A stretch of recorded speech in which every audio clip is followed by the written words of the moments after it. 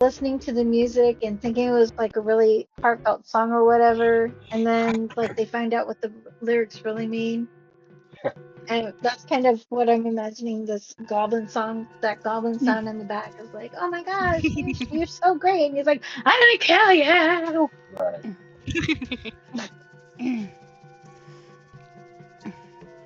No, I get them all the time. I like a lot of anime soundtracks, so we listen to a lot of stuff Oh in yeah. Japanese. My roommate is a linguist, so she speaks German and Spanish, so we listen to a lot of stuff in Spanish. And then my partner also speaks Spanish, and I am trying to learn Spanish. So stuff will just come on, and I'm like, I understand like 3 lines of this song. Yeah. No, I had a friend that she really liked Bad Bunny, and her daughter at the time was like 5 or 6, and her daughter would sing along with a lot of Bad Bunny songs, and then she found out what the lyrics, and she's like, "Oh my God!" Like, yeah, I don't know if you want your daughter singing those lyrics, but okay, Okay, I think I've to got each his something own. that will work here. I'm just going to drag you guys out because the combat and the tactics aren't really going to come into play. No, Just my kind of legs. doing this to kind of get an idea of how many monsters or enemies per we would be dealing with here, so I can get the rules right for the 3. Okay, for the consequences. Okay, all right. So to summarize, I have a chart for quick alternative combat rules. And this is actually, I think, a really good opportunity for us to try it out because we've had this long combat. We don't want to spend a whole lot of time on it, especially since we were down a person. We were sort of outnumbered to begin with, like I mentioned before we started. This encounter might have been initially set for when I had 6 people playing this game, and I never got a chance to come back and adjust it back down. So, the rules are as follows. You know, you are going to win the combat, but the question is going to be at what cost? What will happen to you during this combat? And this is more for flavor. There is no threat of like being killed. I don't think. Uh, no, it should not. It should not be. But it'll be some interesting character development, I think. So, we're going to start from the left. Zeke, this is a flat D6 roll. Oh boy. Low is good on this roll.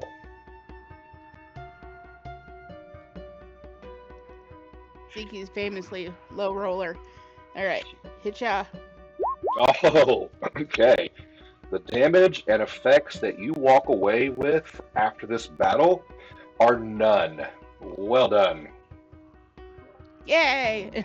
Row. Oh, D6, please. Oh, okay. D6.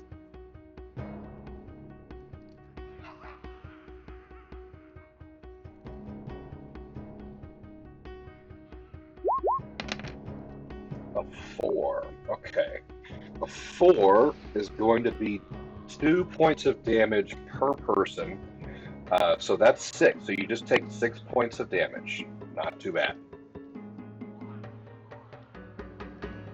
Okay. And Bug. oh, 5. Okay. 5 is 1 point of damage, but we have a couple of damage effects that trigger. So it'll be 3 points of damage. And I need you to roll another dice.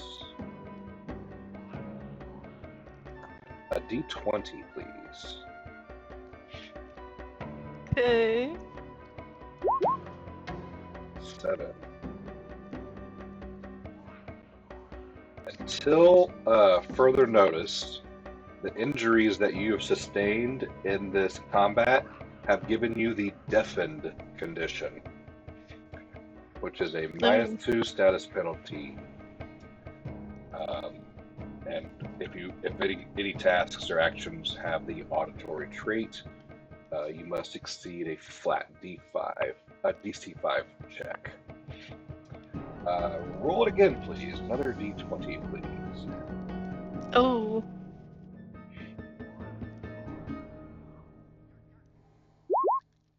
13.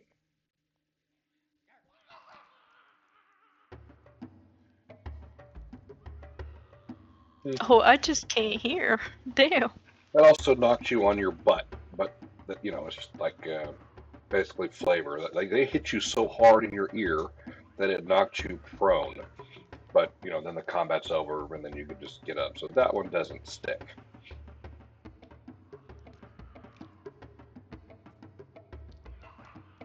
Okay, Okay. and that's it. Yay!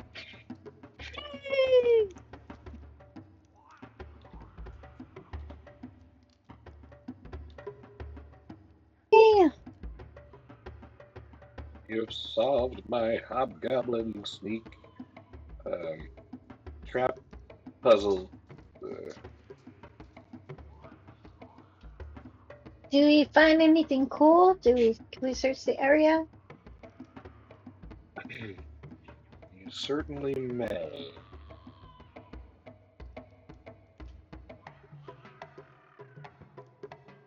I will also look around.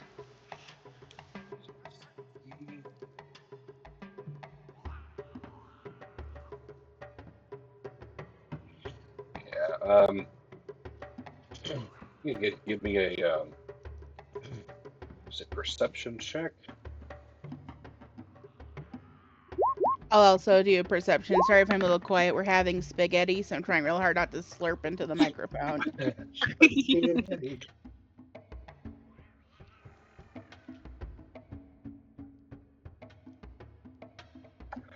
Ooh, okay. Oh, I'm doing it again.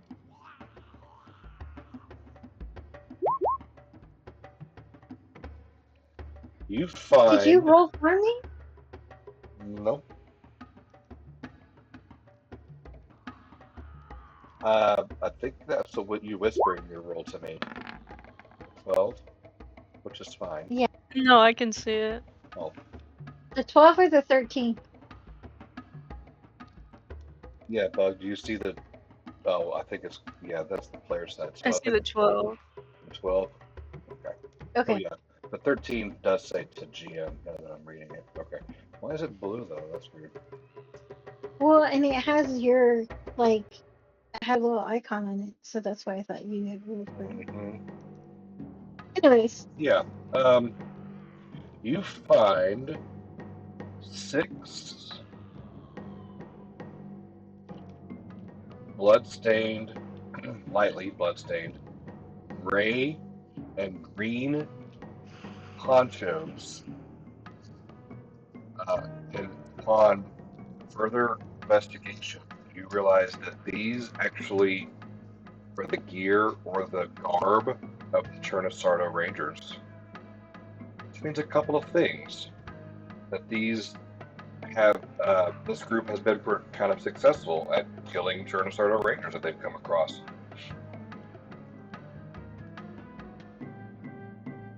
Dang. you said two things. What's the other thing? What do y'all think? What do you think that means?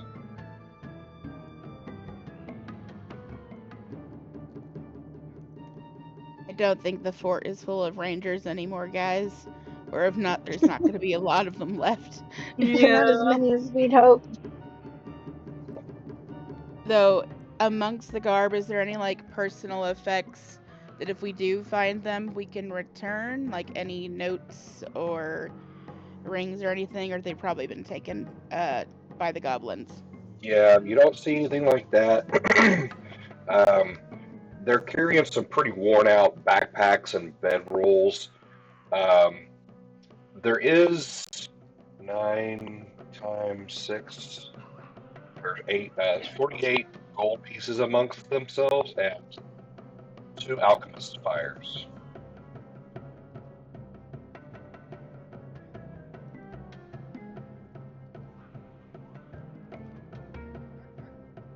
You should have thrown those, buddy. Right. We're too quick for them. Yeah.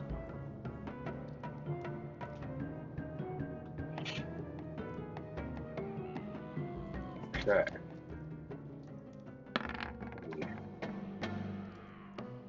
Back over here, I think.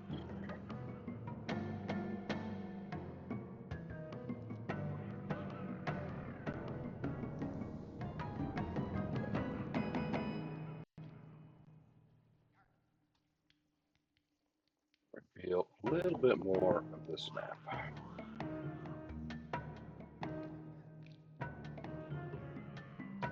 This is, I guess, adjacent. So this area that you've just explored is very close to Fort Ristin, so that conclusion makes a lot of sense in your. Yeah. That's no good.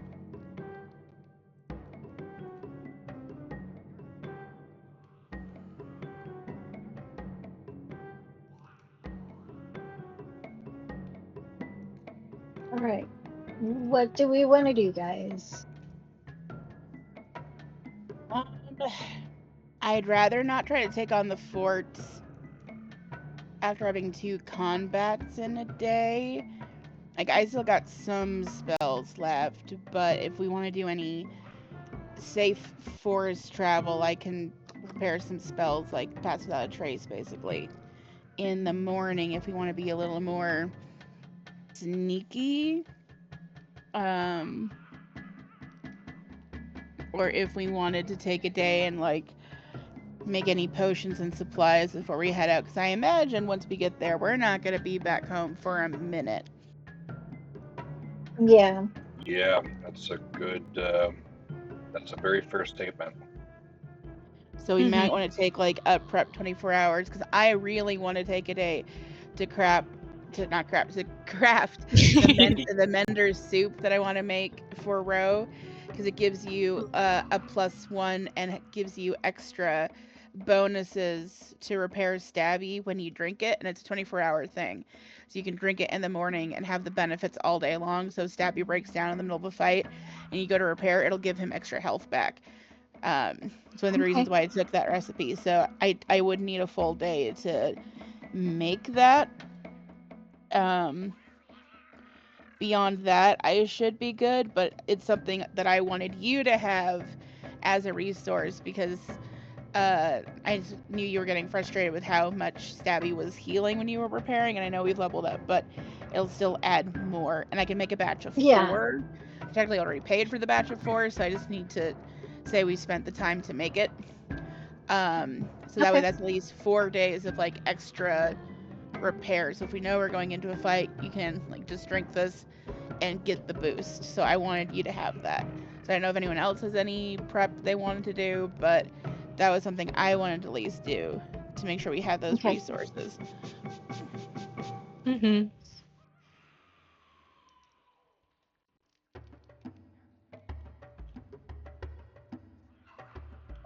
Well, thank you. No problem. I'll go ahead and Um, send over those stats if we're all okay with doing that. Yeah. So it sounds like we need yeah. to go back to camp. Mm-hmm.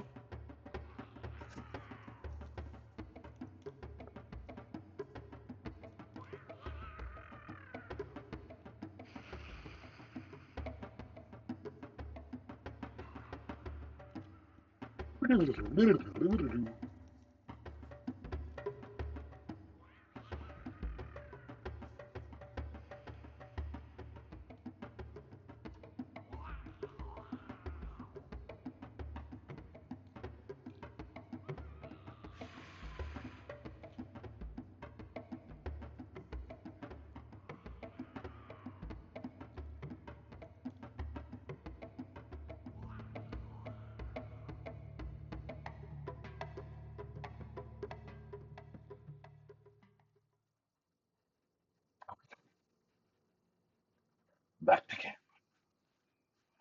Yes. Yeah. And then if we take a prep day, then if Bug wants to do anything with Bug siblings or any of the leadership want to talk over stuff with Ro, we have the chance to do that. Mm-hmm. Yeah.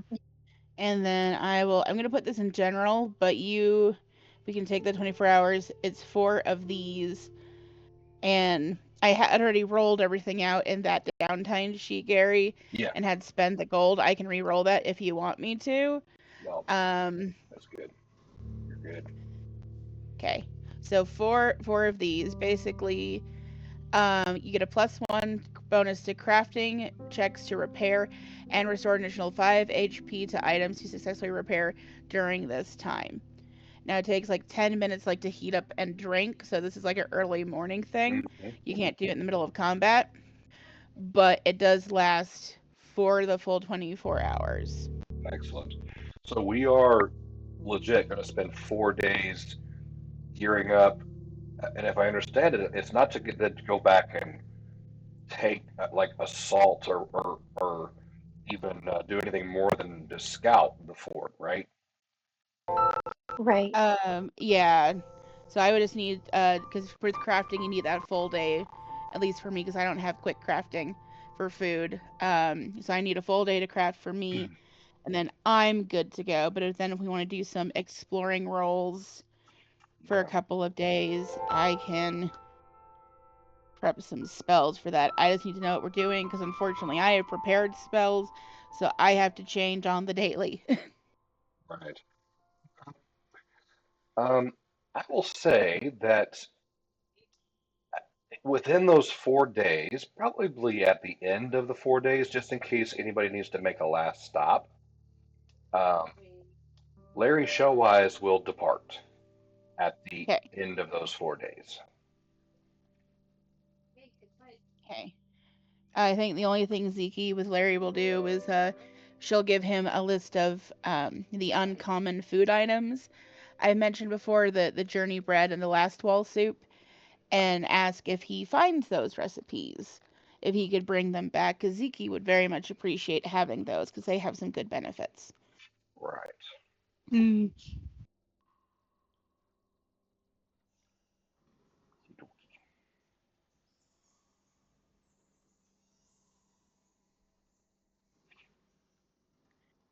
And then I think I'm just gonna do full elixir of life until we know what we're gonna be up against. Okay. Also, within those 4 days, I'm going to kind of assume some things occur that y'all share. Would there be anything that you would hold back and not share in your report to Auburn about what you have done and seen at locations A, B, and C? No, I don't think so. Okay. Yeah, nothing like definitely would share with her like where we saw the owl bears and that they weren't naturally in the area, so Right. definitely would probably overemphasize like, I don't goblins are not my specialty, but I know they don't ride owl bears. Hmm. So either something weird is happening on top of everything else, Right. or we need to look out for like larger animals in the woods. So that might be a good thing for the Mhm. scouts to That know was because going to I be don't the want them to question. Yeah. be. What you want your scouts to do. Yes. Yeah, I think maybe have them on the lookout for. Hopefully the owl bears were a one-off because that can happen. We live in a magical land. Um, but if not, maybe tell the scouts to be on the lookout for like weird tracks, weird breakages in the trees, like feathers, stuff like that, or even just like fur. So if the army is bringing weird animals in, or animals are being like driven from their normal spot into like where we're trying to camp, we have an idea. Because if like owl bears are in the mountains and they're being driven down because the army's going Yeah. up, then that might even give us an idea of like where the army is headed Right. based on what is Yeah. being driven away. Okay. Very good. Uh, so then you also tell her and show or share, or maybe even deliver the cloaks, the Trinity Shadow cloaks to her. Mm-hmm. Okay. And over the next couple days, she seems very sad, right? Almost like handing over of military dog tags, right? Um, she, Mm. over the next couple days, works with Jet, and at the end of those 4 days, at the meeting, she presents them to you as a gift and declares you honorary members of the Chernoshardo Rangers. And they have been cleaned and they have been repurposed. They will actually give you a +2 circumstance bonus to stealth if you're wearing them in the forest. Ooh. And then I would need to know who actually dons them and or if you're just storing them or stowing them for now. Uh, since we're going on a scouting mission, Ro definitely um, puts hers on. Okay. And just out of curiosity, is there one for Stabby too? uh, shoo. She Gabby didn't. might be. Go ahead, Gary. Sorry. Oh, please! Like, I guess just I want to something hear to your idea. drape over him. I think. I mean, we can put a little bandana on him, but it might be easier. Um, because I have survival, so it might be easier to make like a survival or a crafting check to basically like put survival barding. You know what barding is? What I'm talking about? That I don't want to Yes. use.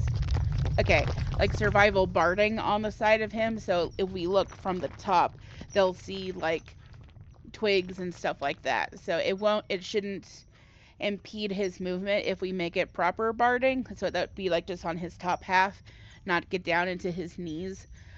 But I think that probably would be better because that way he's not got anything flappy to tangle up into his gears, and that way you're gonna Uh, have a better chance to actually hide him because he's shiny. yeah, Yeah, that he is is shiny. that is That's true. And he smokes. I'm Uh-huh. assuming. Yep. I'm assuming there's oh, steam and or smoke. But he's if we just get gears that go travel through the world.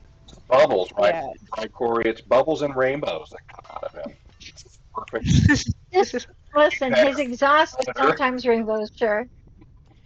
plus Um, if we give him survival barding, there's a lot of water, so having like some kind of steam or water vapor in an area probably isn't unusual in this area. It's just if it comes off of a giant, Right. 6 hands high metallic horse.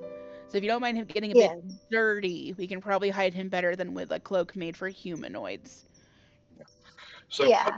I No. think so. Listening to all of you guys go over that, Auburn hears that she's passed them all out. She kind of looks down and hmm. Didn't think about this little guy. Give me a little bit more time, sure, and I'll see what I can come up with.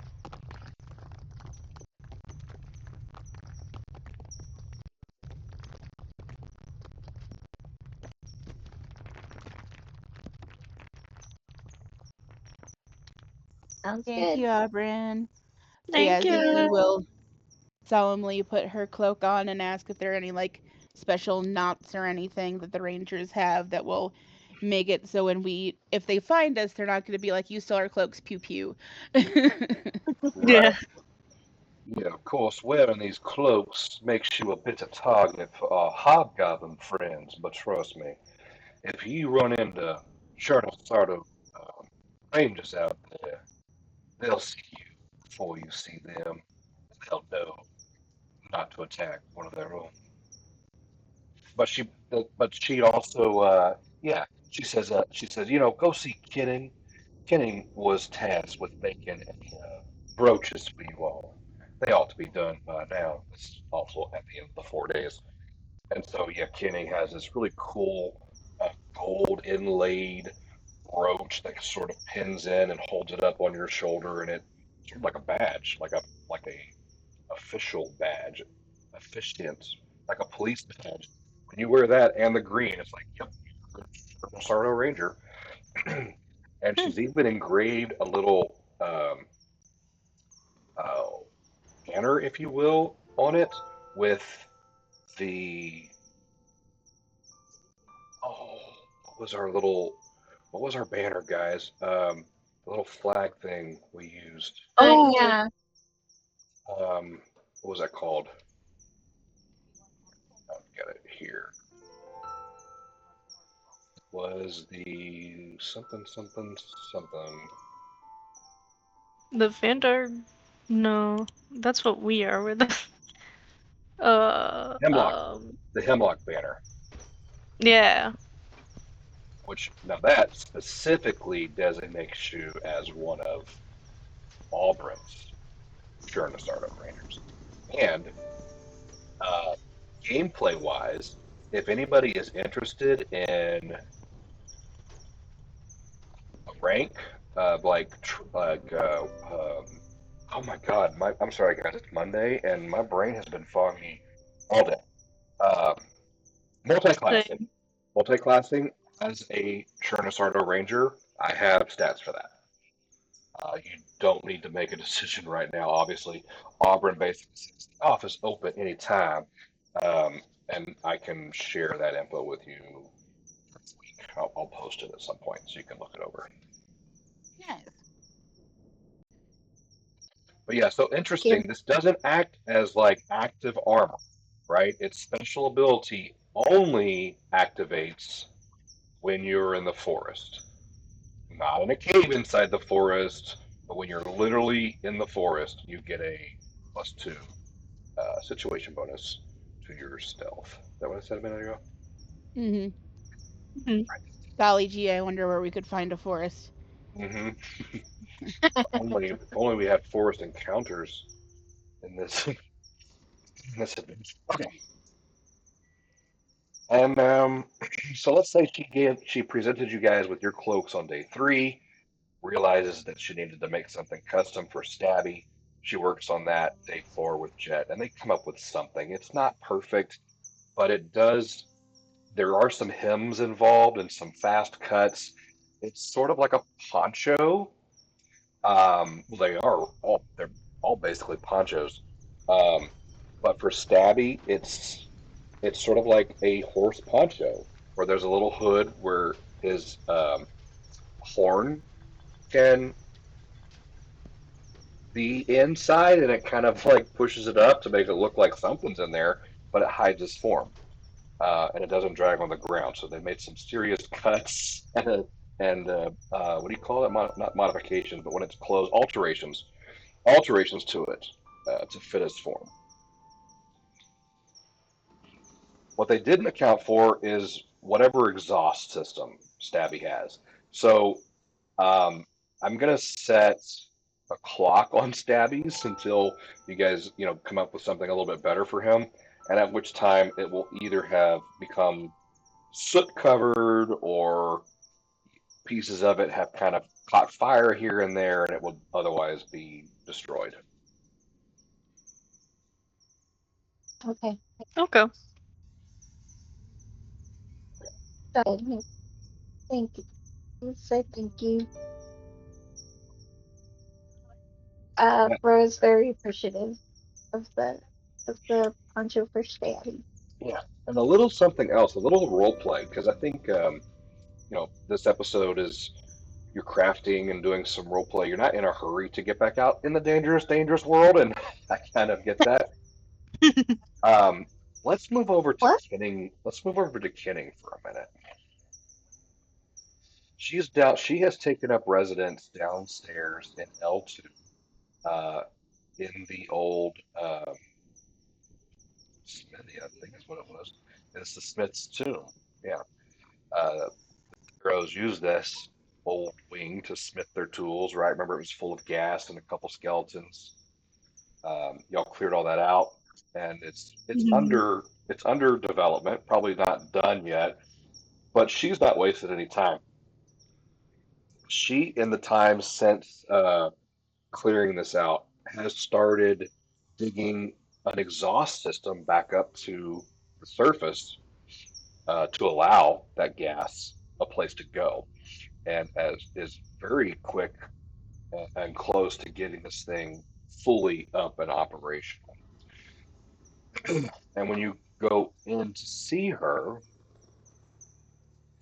she has kind of a helper in there with her.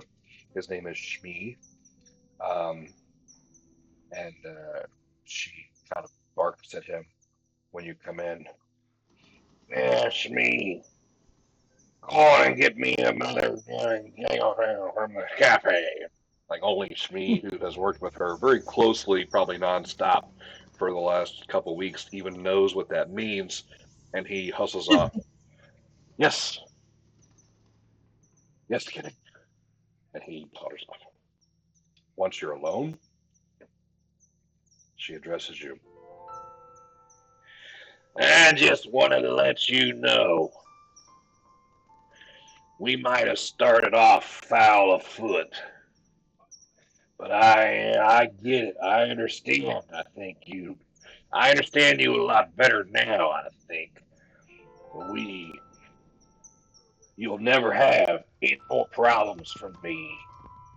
In fact, you want a vote to go your way, you just let me know and I'll smooth over any resistance.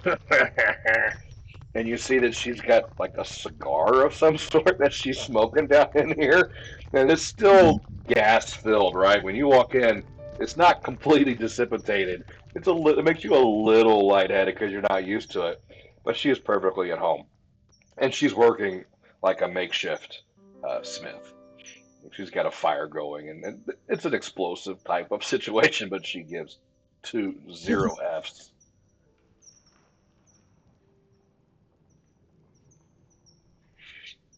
She doesn't have any foxes to give. She has no foxes to give.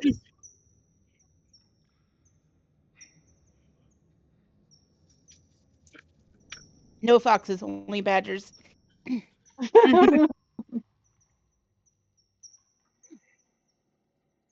So I guess Will asks her how things are going down here. If she needs anything, or if there's something that they can do to help her continue her work down there.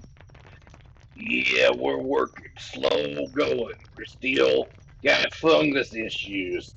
I got every day in the ears and in the mouth and then the lungs in the kitchen. She spits. Get damn fungus.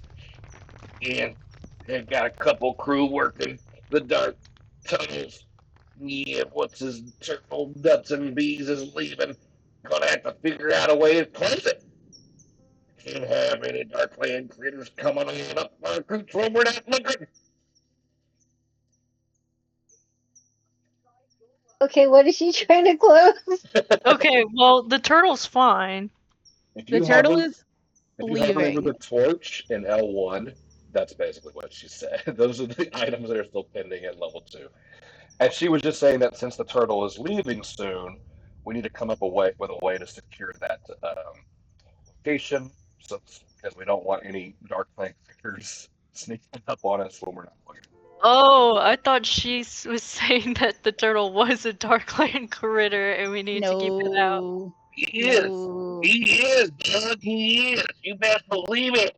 But he ain't a bad creature. All dark man critters are bad.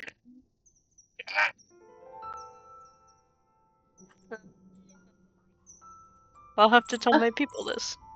Oh, the dwarves originally came out of the ground, remember? I also what? recently came out of the ground. Down in Darkland. Spits again. Grabs her The crotch. ground Two in the dark. different things. Tire.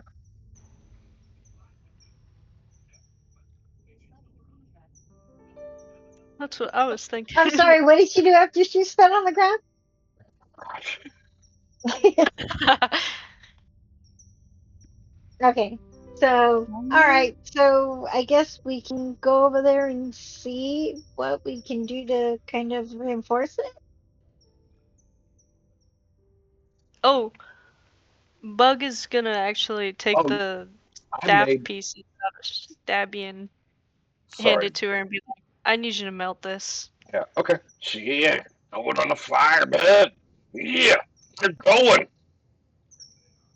bellows going. So she's asking you to pump the bellows while she tends it, and she like you can watch her smelt it into something else. Any Okay. ideas what you want, or you just want it gone? So I she want can. it gone. I want this metal down a drain. Pity. It's good quality stuff. Um, so before I lose my voice doing chinning, um, I might have misspoke. Now that I'm hovering over the door that is right behind Larry, the turtle, I think you guys checked that box already. There's yeah, you have a door and there's a bell and there's a string and it's hidden and only Larry knows where it is. So I think that part is done. I just didn't update Oh, that. So it's still just taking care of the fungus and outfitting this area with more creature comforts, like Mm-hmm. make sure And they're ready. Ziki, when she does her crafting day, will keep leading people around and checking for mold and teaching people how to dispose and uh, get rid of the fungus. Um, I can also, between these last couple of days, I have my weave wood spell. If I pair it at third level, I can create up to 8 objects of wood or just like one kind of larger object.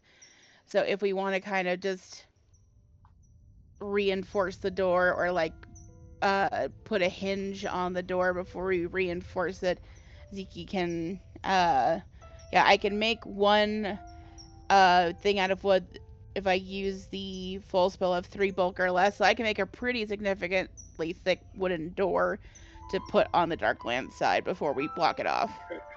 The GM will say like I like I'm not intending to throw something y'all's way that is gonna even require anything more than what you guys have already done. It is sufficient the way it is. Okay, great. Okay.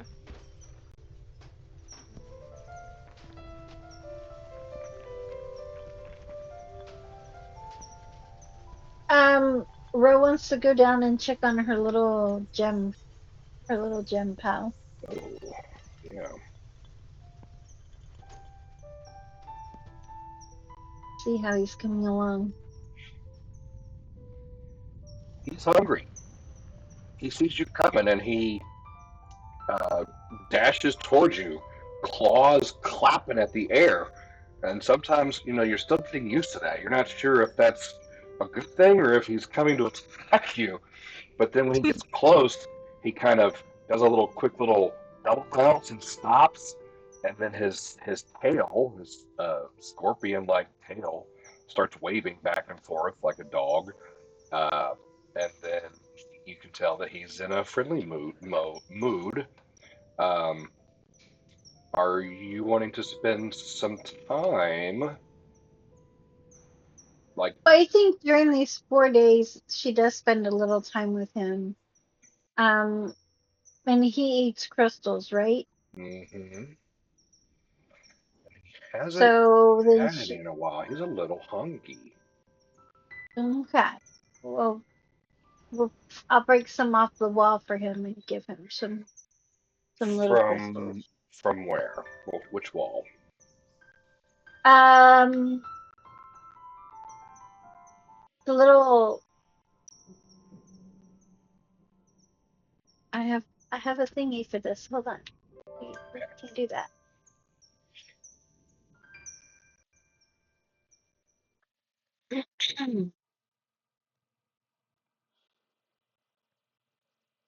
A little pointer for that, right?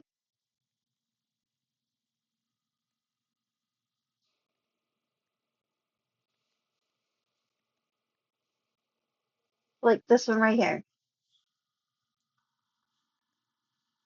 Um, Do you see it? what room are you in? I'm in L5 with the little scorpion. Oh, so that okay. So that's why I was asking. There are no more crystals left in L5. He's eaten them all even before y'all first met him in that room. Oh my goodness. What? You Yeah, okay. yeah. I remember this. But there were a bunch of crystals on the floor in L1 if no one else There you from our camp go. grabbed them. That's what I'm remembering too. All right, so I grabbed some of the ones from L1 and bring them down to him. Who Okay.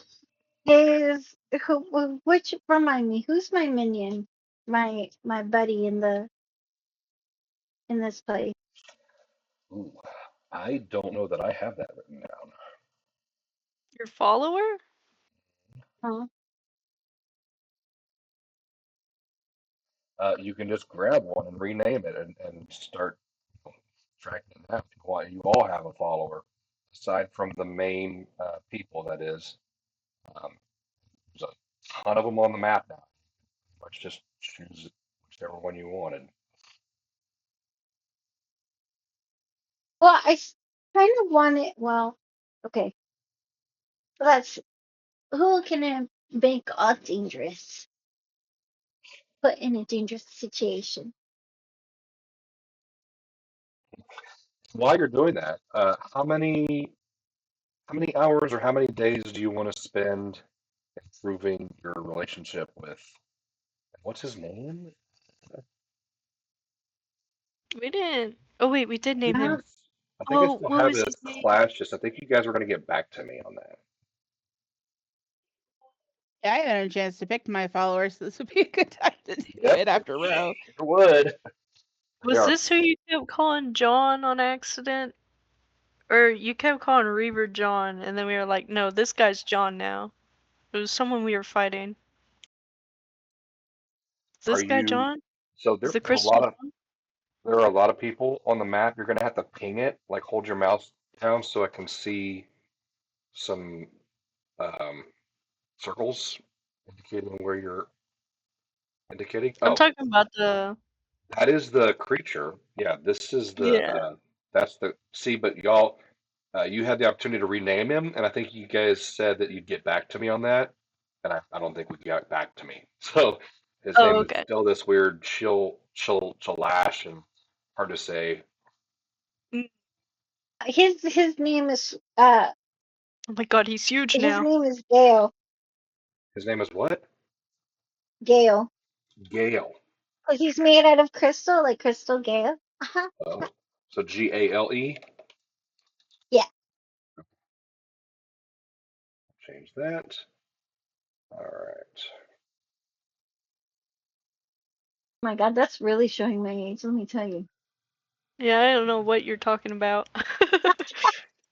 Crystal Gale was a country singer in the 70s. Yeah, that tracks. 70s, 80s. Yeah, I'm making some of the NPC pictures a little bit bigger so they're a little easier to find in this mess because that I've created. This mess is my own creation. Uh, okay. So, how many hours? How many days? I spend a day and a half with him. Okay. Give me a diplomacy check.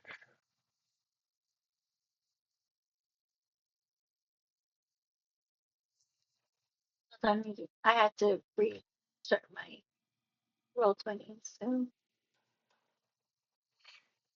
That is against his will DC.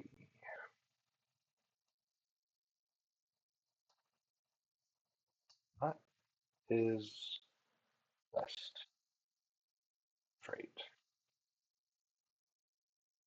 okay, diplomacy. You say? Yes.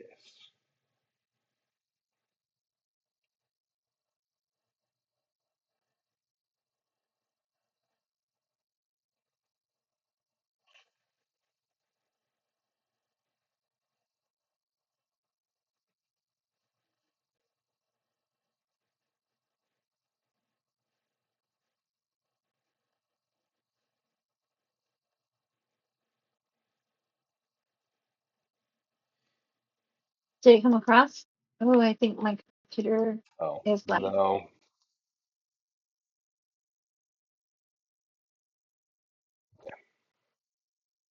yeah. Uh, Just tell me the number. well, it didn't. It didn't let me do it. Oh, it didn't even roll. Okay. I have to restart like the beginning. So Okay. You want me to roll it for you? no, I'll roll in a minute. Just come back to me. Okay. All right. There's going to be a nature check as well, like animal handling. So there'll be a nature check and then a diplomacy check. All right. And Ellie stepped away for a minute. So, Bug, what are you going to do?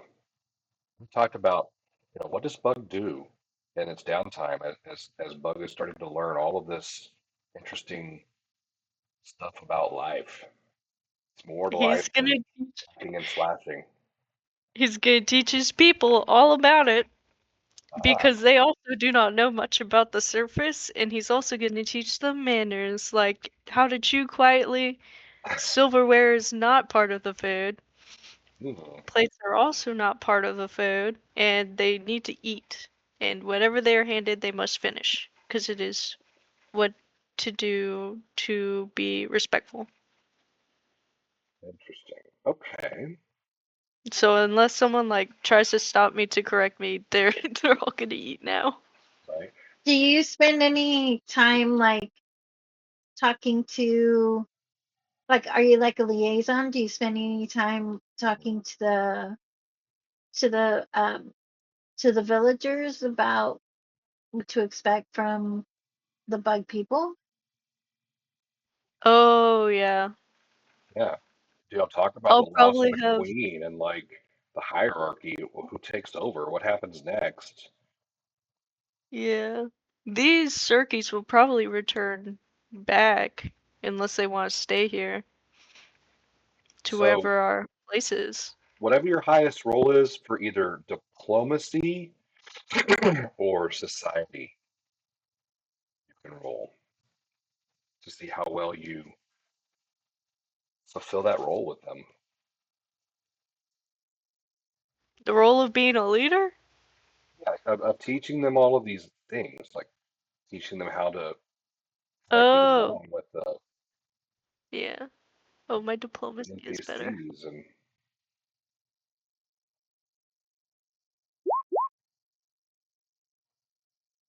Nice. okay, it goes really well. They do not put their elbows on the table. They they are all at a loss. When you go from a a language that's very similar to computer code, like ones and zeros, to and just green is everything, to interacting with other species, and learning other languages, and learning that the, the world is a much bigger place than what you've seen outside your mouth. And then you lose it. You don't just make a change, but you've lost that connection because your queen is dead. They are all kind of lost. They don't know what to do. They don't want to go back, but they just don't know what's next for them. And so, feeling a wide range of emotions from scared and loneliness to anger and bitterness to vengefulness, they want to stay and protect and fight if able. And so Mm. they volunteer to help learn melee and combat techniques and offer to defend the kids. Mm-hmm. And Bogu will tell like one of like he'll talk with all of them and be like, "Hey, one of you needs to go back to our clan and tell the others so that the vote may occur with the elders on the next queen. Ooh, And hopefully it's the good one and not the asshole." interesting. Okay. And how far away do you Roll think? a flag 20. No, just kidding. How far away is would you say the hive is? Where they go and consult with the leaders. I'd say Bug has just been like traveling around for a while. I don't know.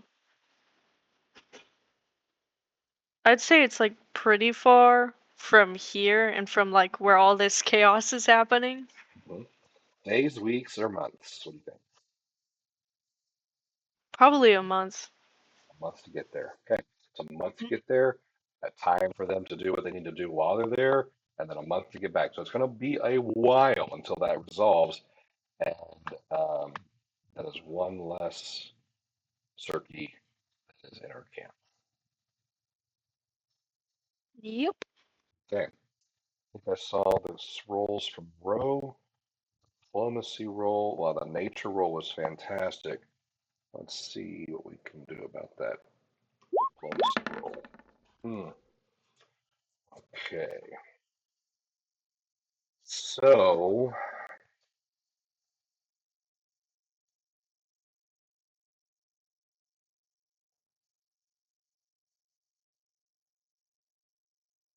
music stop. Like I don't.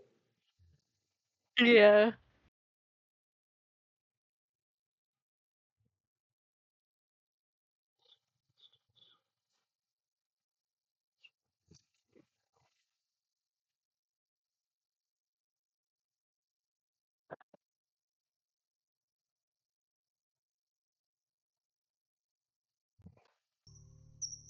Oh, there we go. Okay. Let me do this. Okay.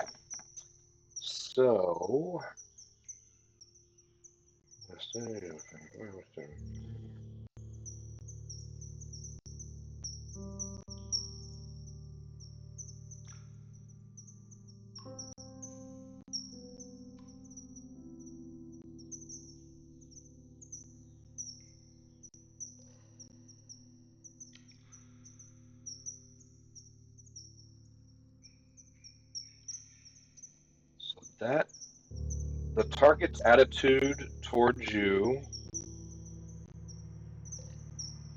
is still indifferent. There's there's some communication issues that haven't quite worked out yet. Okay.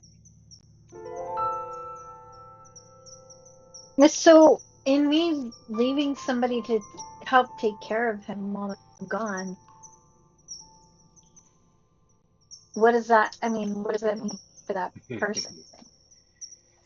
Yeah, Hmm. like, we need to roll for that person and see if they're even, like, Well, if, I mean, have you ever been tasked to feed somebody's dog that didn't really care about you? You go feed it and then you don't hang out. You throw the food, you throw the water, and you get the heck out of Dodge. That's kind of where we're at. so it's not necessarily just me, it's just like the human form or the human Yeah, form. it's right, right. You're Okay. kind of the point of contact. You represent the entire colony, basically. So once you succeed at these roles, you're always going to be the main point of contact for Gale. But your helper, when you're not around, will have this relationship. Okay. Now he's still just best left to his own devices. But at some point, if he becomes friendly, I will share the character sheet and the control of the token with you, and you will have a.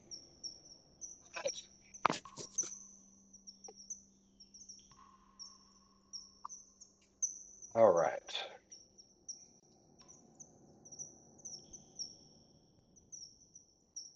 It's because I named him Gale and he's like, Yes, that's it. He's just easy breezy. All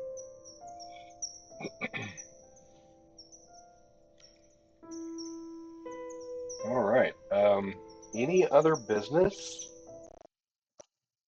I guess since uh Will or Willow, I keep hearing back and forth on what Bug's real name is. Both are right. Okay, just wanting to make sure because I've had a not large assortment of my friend group is slightly non-binary or trans, so I try to be very sensitive about names. So that's why I double checked. Um, I guess we should do a follower for Ziki. Ziki's not too terribly picky on like the who of this person, so she'd even be down like if one of the kids, while she's helping people clear out the mushrooms and start to like figure out what to do with the pool area. She's mostly like someone who takes a special interest. So just like when someone starts like asking a lot of questions or seems to know about the plants, that's kind of who she's going to more gravitate towards a follower. So basically, I'm not precious on who I get, but basically, she's going to find someone who seems to have a special interest, teach them what she can about the fungus. She memorizes her herbal formulas, so she can't really write them down, but she will do basically like this is how you get rid of the fungus thinking of kinning. I mean, if kinning's having issues, this is how you take care of it. You can prepare it into food and then just kind of help steer them towards keeping the more poisonous plants either by themselves and then propagating the stuff here that can take care of. So basically, have a follower who, um, not a baby druid, but at least someone who is going to take care of like the all the plant based needs, or have them follow around our new. I don't know if he ended up being a druid or just an alchemist person, the guy we saved from the tree. Oh yeah. Yes, he is. What is he?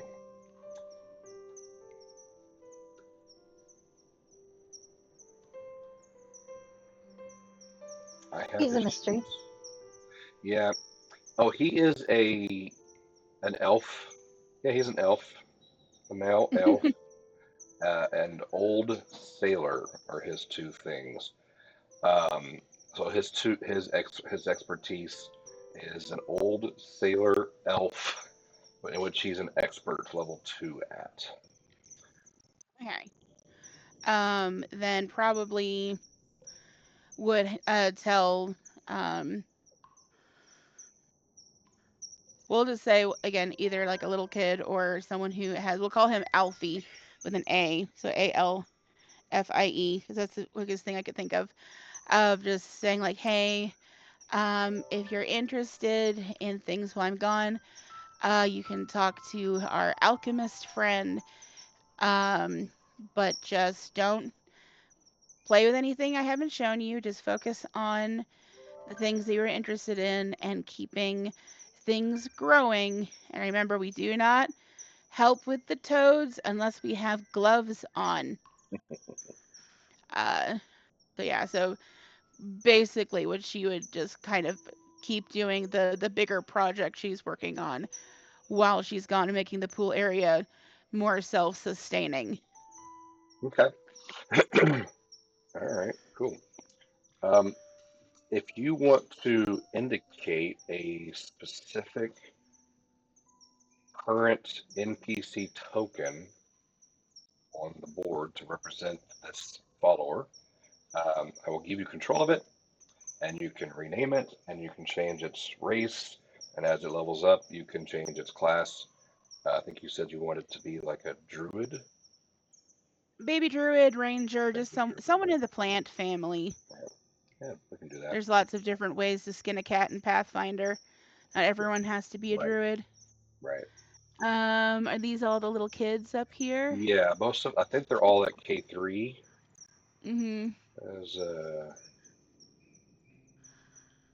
I'll take this fellow with the little sun hat. He's up here by Vane.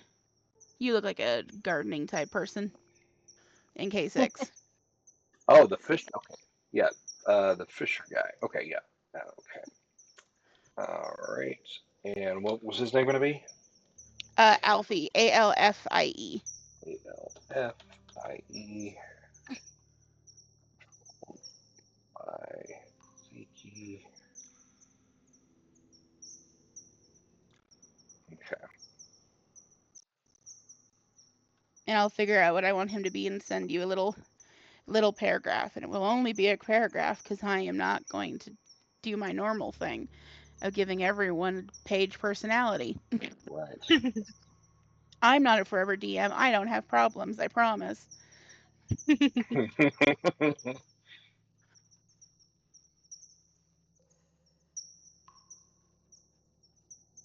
ALFIE.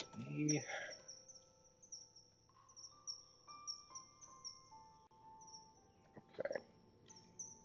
There is a character sheet. We're going to make this nice and simple and keep it as an NPC character sheet. Um, and let me consult what we had left, what we had to work with here, and I will put that in the bio information so you have something to kind of work off of what their Thank you. level is once you get going on that. Okay, great. While we're doing it, Ro, I don't think we had somebody for your guy and Bug. You want to do just the other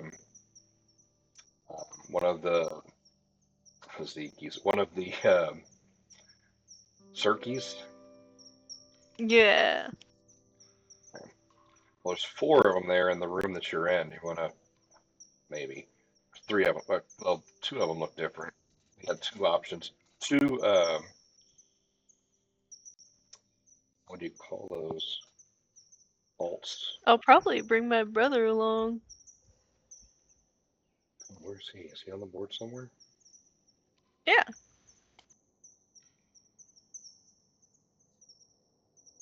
Which one? This Sorry, guy. I moved away. Oh, that one. Okay. Yeah. What's his name? Mm. His name's Hmm. No, no. Weevil.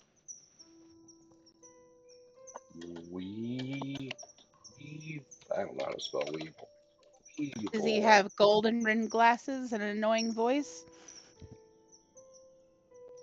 Only one who watched Yu-Gi-Oh growing up? Gotcha. We not watched Yu-Gi-Oh, but Gary and I before the kids watched like Yu-Gi-Oh by ourselves. I sadly did not grow up on that show. One day I shall watch it. It's an experience watching my roommate, because my roommate would have been in Germany when it was like the hotness. So watching her rewatch it on Netflix was a trip. I was like, "Oh yeah. I forgot when the game was made before they made the official card rules.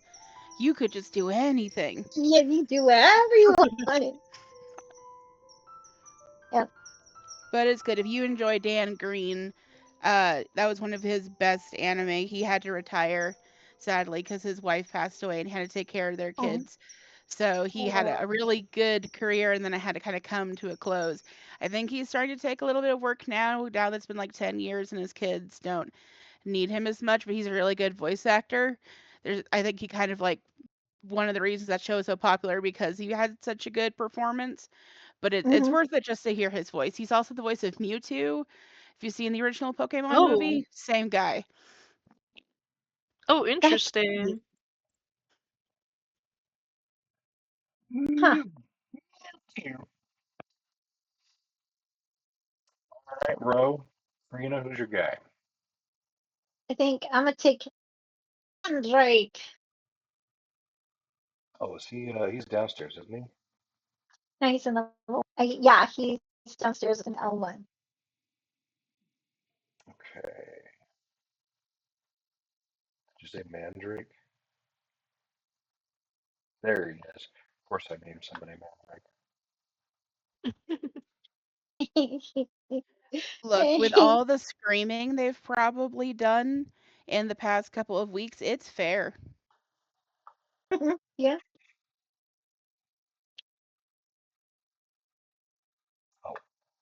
Oh, Gary, you can't control tokens on the player view side.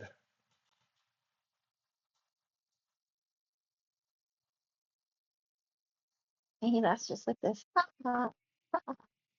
Ro. Ha ha ha ha ha ha ha. Kicking around. That's so cute. I do, but I do it really loud, and I don't want to hurt anybody's ears. No, you're Man, good. great. Just watching all this reminds me of why when I play in person, I just use chess pieces or dice for NPCs unless they're really important. I'm like, and here's this gaggle of people, and here's this gaggle of people. Yeah. So there are, I mean, obviously, I wouldn't have put all of these people out here if there wasn't a really good reason for it. So that being said, you should use this as a hint that there is a really good reason or something that is being tracked by because we have all of these people. More than just morale. All right. You should now have control over your followers and uh, you can update their NPC character sheets some of the time. Are we And we ready? made sure the little sorry, since Henry is not here, I want to make sure we made to make sure our little girl Oracle got all her art supplies, right? Yes, she sure did. Nice. Kind of feel like that's going to be his pick, but I don't want to make it for him. I Hmm. had a feeling it was going to be, but again, Yep, we'll let him officially yep, say. absolutely. All right. Well, kids, should we go spy our neighbors? What do you want to do? Ye- Yeah. Yes. Okay. Okay, let me go ahead. So it's the morning of. You've done the thing. We've consumed. You've prepped it 10 minutes at breakfast. You're consuming it at breakfast, right? That's the plan. Mhm. Yes.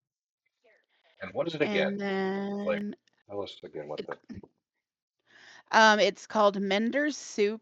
Basically, it's originally it was used by like cities when they would craft really big masonry projects. So think of like the Brand New Deal when they had a bunch of people on masonry. So cities would make like vats of this stuff. So for Ziki, it was probably a recipe her family picked up in Druma, since rat folk are a lot of alchemists and crafters when they're not being bankers in that area. So it was probably something she was taught to help make when her family had, make an extension on the Warren or do repairs. So it's probably a really uh earthy, not in a bad way, not like a bad truffle way, but it's probably like a good thick broth with mushrooms, and she would ask like if Ro is a meat person or not a meat person. So if Ro is, it's probably slightly owlbear flavored. All the meat that they have. So it's good and strong, and then it has this like zing to it, where it is all the alchemical herbs and stuff coming through. That just makes you a little extra inspired when you're crafting. It kind of just gives you that like, oh, I can just get these components in there. It just inspires people to be a little more industrious. Okay. Okay. And what does And that you have Nice. Thank you. bonus look like? So it's +1 to crafting and +5 to hit points. yeah, plus what So 5 to like when health. I'm fixing, yeah, right, to health. Sorry. So Hmm. when I'm fixing stabby, I I get an extra point when I roll for crafting, and then when I roll to see how well I've done and add to his health, then it's +5 to his health. Correct? Yep. Excellent. There's a Okay. reason why I was like, just let me make the soup, please. I So just need 24 hours. Okay, you all that's the new name of start the spell. with 1 hero point, and based on your role playing so far and the choices you've made in your downtime in the camp, you have two going out on this adventure with. Yay. And then while Ro is making, I'm going to go ahead and actually going to prep this at second level. Ziki is going to go ahead when we're like heading out the door, prepping for the day. She's going to cast a second level preparing, of vanishing tracks. It's just the new name for pass without a trace. Mhm. It lasts casting it at second level will make it last 8 hours, so like a full traveling day. And the DC of checks to track you have a +4 bonus or equal to your spell to see whichever results are higher. So when people try to find us, they either have to beat a uh, a 21, or if they can't reach the 21, they have to do their normal like perception plus a +4 difficulty. Um, so it's basically just making sure that when we're in the forest, we're all as stealthy as possible. And I Excellent. will prep that and then immediately cast it. Okay. So as you guys leave, I mean, obviously your tokens are already right there next to where you can see the map. Your tokens are already right there next to where Fort Ristin is. I'm not going to make you drag them down and drag them right back up because I know that's where you're going. However, I'm going to role play this in a minute. You take the potion, you leave the cave. This is exploration activities. I haven't talked about this much. Um, if you want to move at half speed, except for hustle, then you can do any of the following on your way to where you think Fort Riston is located. And that would be avoid notice, defend, detect magic, follow the expert if you want like Auburn or one of the scouts to go with you, investigate, repeat a spell, or literally scout or search.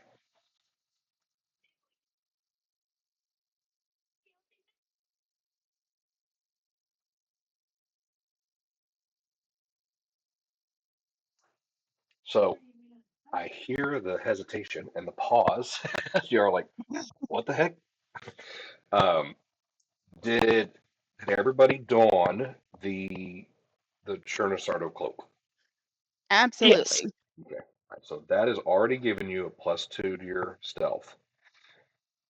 As you're traveling, if you want to added stealth, you would travel at half speed, and you would travel. The rule is it's called avoid notice. Right? Um, That's an action that you would use in your exploration activities. What I'm asking is everybody all in on stealth, or is there any of those other things that you want to try to do on your way to Fort Riston? Or is everybody stealthing?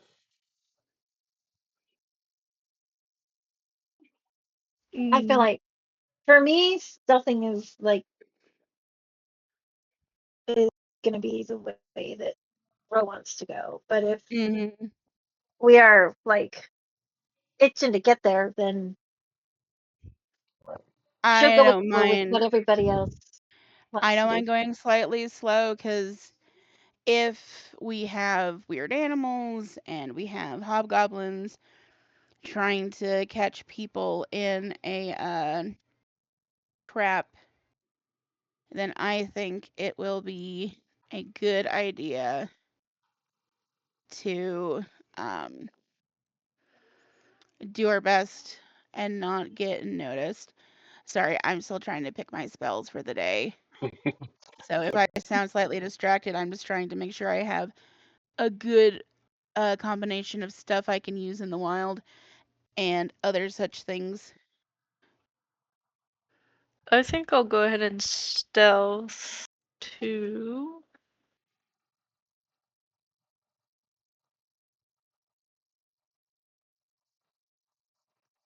Okay.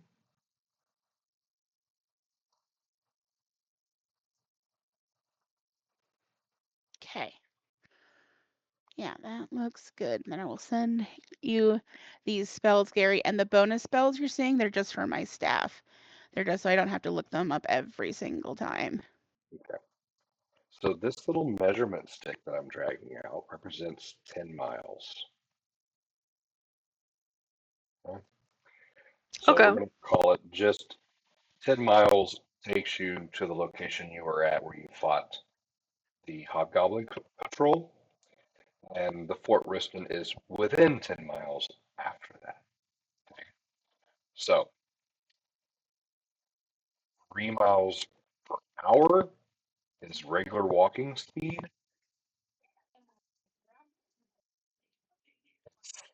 Half speed to do it stealthily, so it takes you 6 hours to get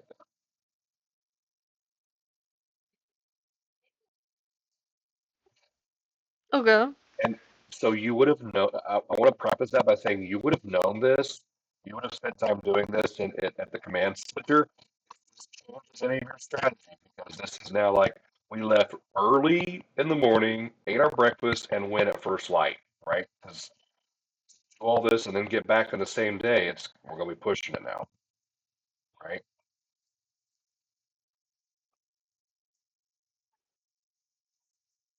Yeah.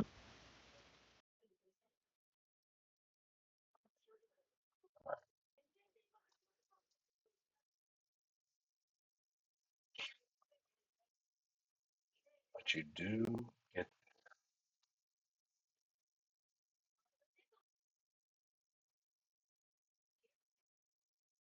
Okay. And then we have 2 more hours of Vanishing Step still active. It takes us 6 hours, so that's pretty good.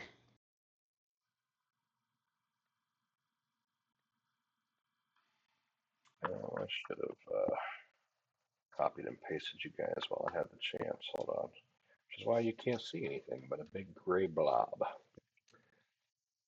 Yeah. This is an Oh, interesting gray box. don't need the measuring stick, just a people.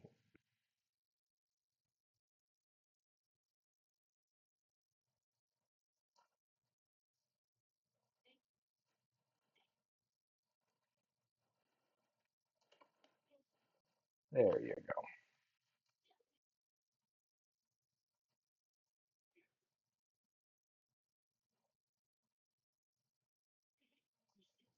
Okay, so I was trying something new with this map to kind of maintain line of sight and fog of war based on what you could see from what you were at. Um, so that's why it kind of looks the way it looks. Let me give you a little bit of a better description of what you see now that you are this close.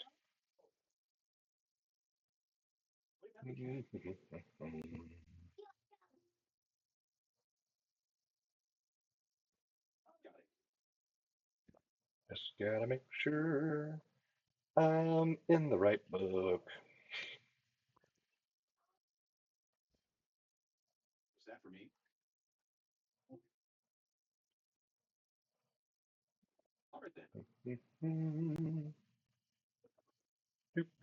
Here we go.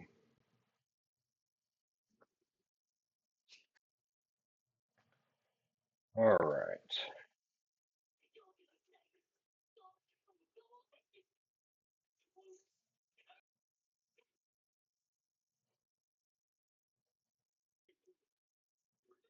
That is interesting. I'll put that there.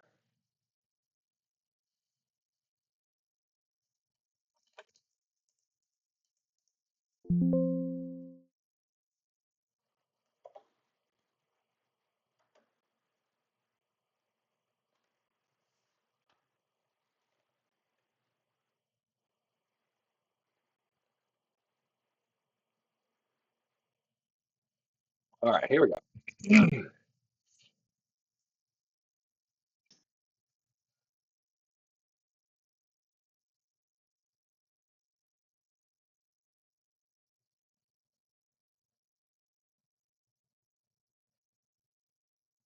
So this is what Auburn has told you, and when you get it, you kind of go back in your mind to the conversation you had with her.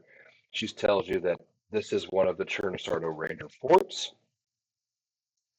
Um, sh- she's lost contact with it.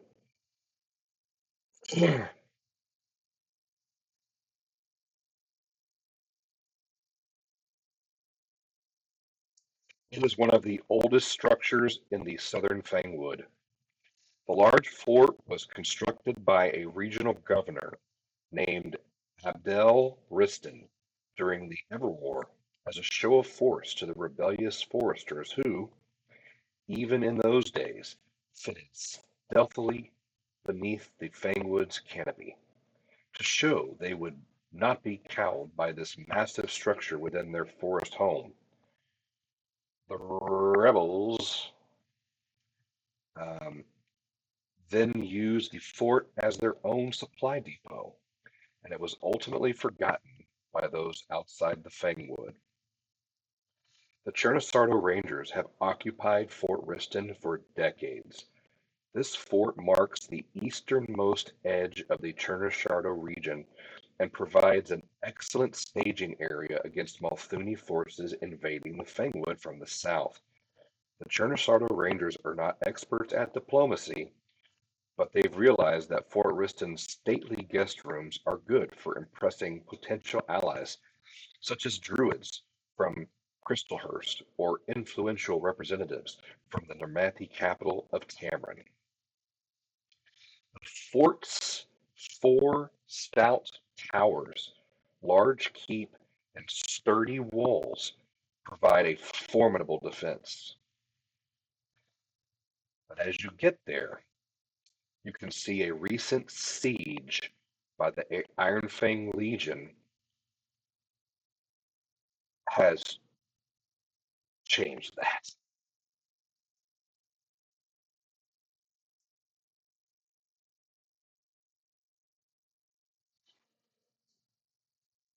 The northeastern tower was identified as a weak point, and it appears that uh, there's a lot of damage evidence on that side.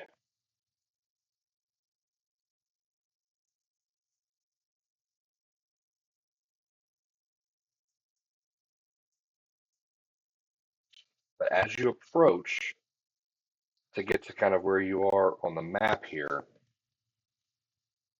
no sign or trace of any hobgoblins can be seen on the outside of the fort. There is something going on in the courtyard. You can hear a ruckus, if not a celebration, perhaps, even from where you are outside of the walls.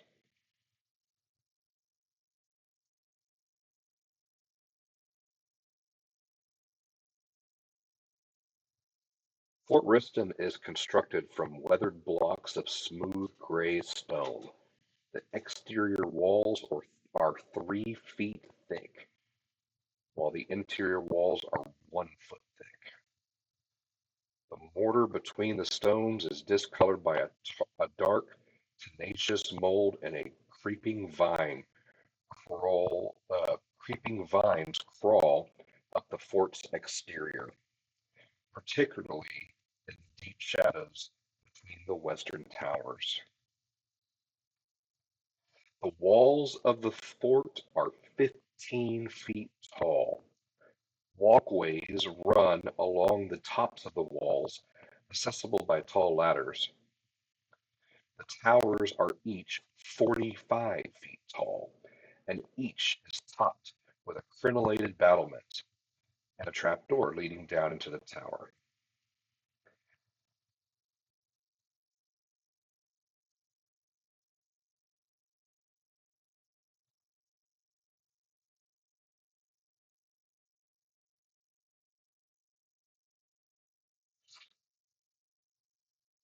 Hmm. All right, so that's an overview. Now, let me paint what's the scene that is in front of you. Two massive towers on the western side of this fort are connected by a high wall with a gatehouse festooned in ivy. Mushrooms blossom amid ferns along the ground.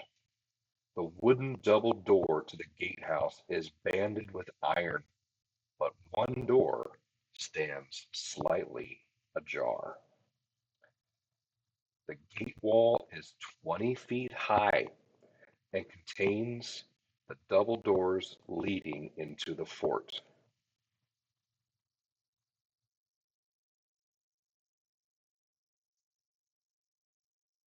How high is it again? I'm sorry. What? The door or the walls? The walls. The walls are 15 feet tall.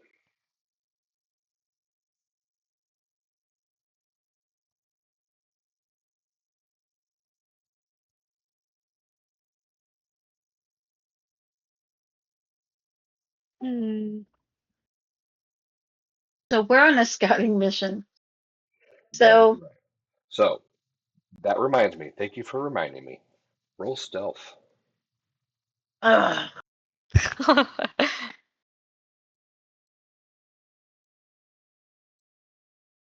We were so hidden.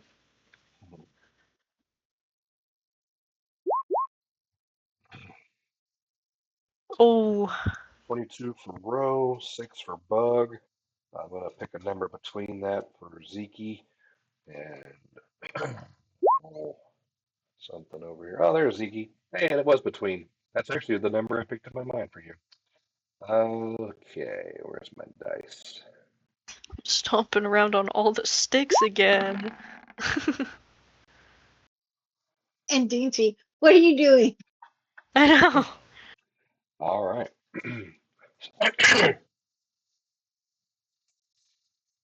As far as you believe,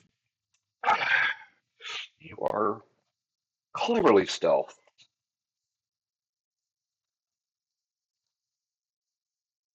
I don't like it when you say it like that. No.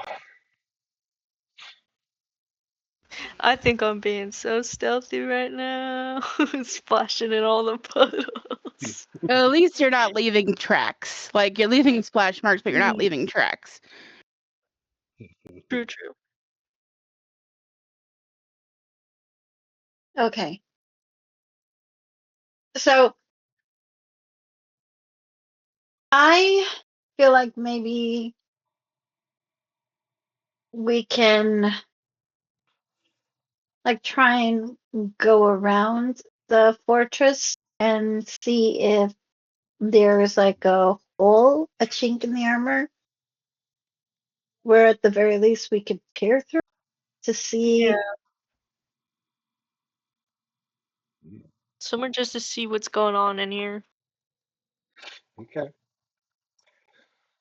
So here's how I propose we move around because as you can see, this is a very big map. So it Hmm. makes sense that it would take you several movements to actually logistically get around. I'm assuming you guys want to go up to the north wall where like you, the players, can see the debris, and you, the characters, would have been able to kind of put that together. Um, so if you double move, yeah, just like somebody drew their measurement, you can double move, but each uh, turn, if you double move, right, then that represents the stealth roll you just rolled. And at the end of that turn, you would need to roll another one to continue being stealthy. Be triple move because don't we Okay. get three actions? No, you're not wrong, No. but it's the behavior of this map. It, Okay. it's there's a there's a length measurement that's not being accounted for that is in the scale of this thing that just doesn't make sense. Trying to make it that accurate. So do a double move that represents triple moving if you do nothing else, um, and stealth rolls. And if you want to do something else, please let me know. I mean, Is there, can we, as we're walking along, can we try and perceive like what all is happening? Like, not happening, but see what we can see? Yeah, Yeah, You absolutely. know what like I'm look saying? Like around. barefoot whenever the mountain, as we're moving. Absolutely. Yeah, so as you're Well, sneaking, you're perceiving. So I'm going to slow it down then, and then, do it. also, I think while they're quietly moving along, Zeke might look to Bug and say, Bug, you can dig through things. Can you just dig through earth, or can you kind of make your way through stone too? If we find like a crack in the foundation, could you like tunnel your way in there? Ooh. Because they would be expecting, like, I'm sure there are guards over here at Mhm. this part of the wall, So when you right? approach the west, here, let me do this. It's a little bit easier. As you approach the west, which is J1, you'll see that on the map now. Mhm. Um, there, you did not see anybody. I mean, you would not even have come this close, obviously, if there was a patrol up on top of the towers, up at the Okay. crenellated parts, Yeah. right? So you only came this close because there you didn't see anybody up there. There's window and arrow slits, didn't see anybody in there. You made it this far, not seeing anybody. Nobody in front of the door, nobody up in the towers, nobody in the windows. Okay. Mm, can I do kind of a weird roll? Because I have a new thing with the new ancestry feat. So, being a long snout rat folk, Ziki has a very sensitive sense of smell, and at level 5, I took Plague Sniffer. So when I seek, if I sense like sickness, like I can kind of smell that like that icky smell you get when you're around people who are like really feverish or who have like that like disease scent. So can while we're perceiving, because this is kind of weird that there's no one there, because you'd think if the goblins had moved in, there'd be goblin activity, or if the rangers would be here, there'd be extra activity. So she just kind of wants to, when we're close enough to a place where she might get a good whiff, just kind of do a perception, see if she can sense or smell any of that like disease or someone who might have a disease.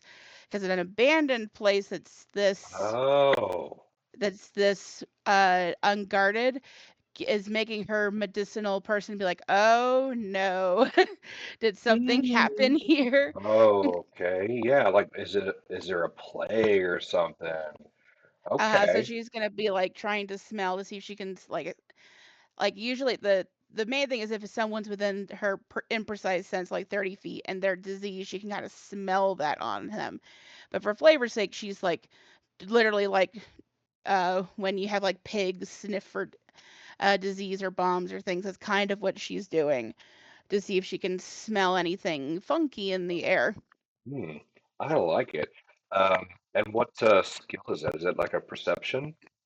I think so. Let me pull up. I entered the feat so I can have the I feel like precise wording. it's a bonus to your One of those. perception.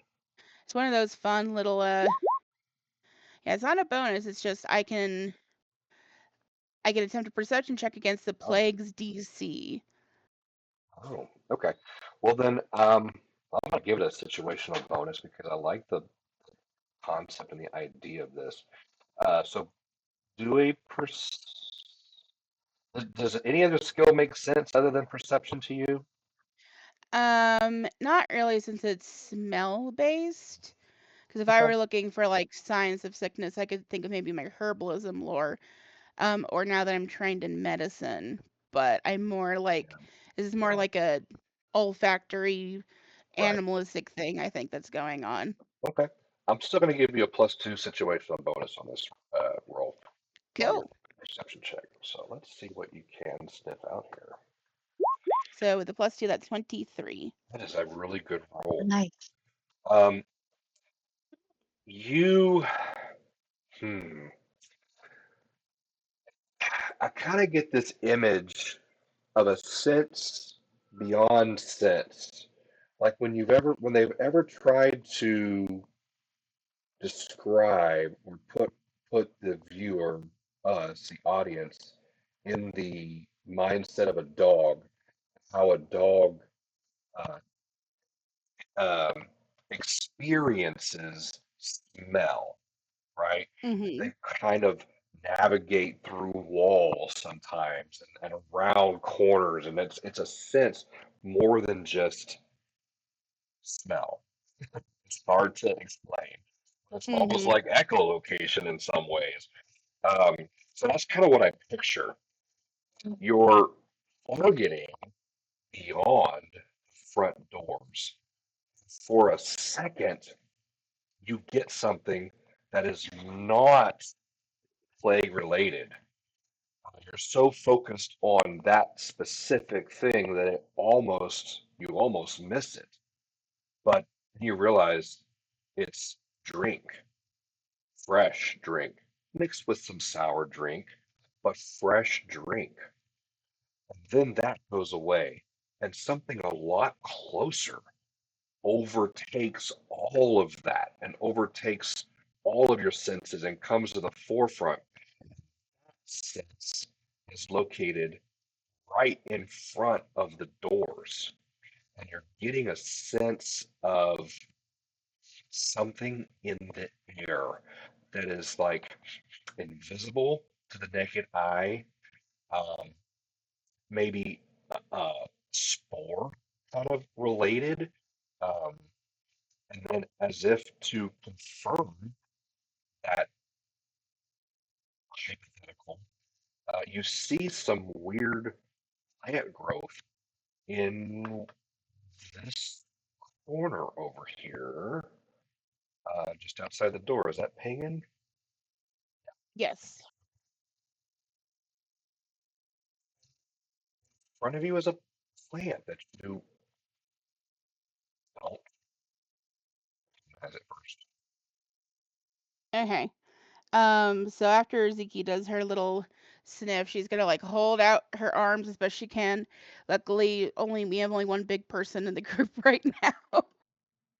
Um, so she's gonna be like, I smell something odd. I do smell some. Is it like a wine kind of fresh drink, or is it like a liquor spirit kind of drink? I think it's beer. Yeah, I may Mm-hmm. retcon that later, but I'm thinking it's beer. So, and she's speaking softly, but I'm just my voice is still a little rough. Um, I think someone might have had a party in there because it smells a little uh inebriated beyond the front door. I don't know how else to explain that, but I think I smell spores, and people and alcohol and spores should never mix unless you're supervised. So I think something weird might be going on. I would like to go look at that plant over there, but just in case. And Ziki's gonna like take the kind of the hem of a cloak where like the hood and the cloak meets, and she's gonna do her best to like put that over her snoot. So it just looks like she has a little ice cream cone now.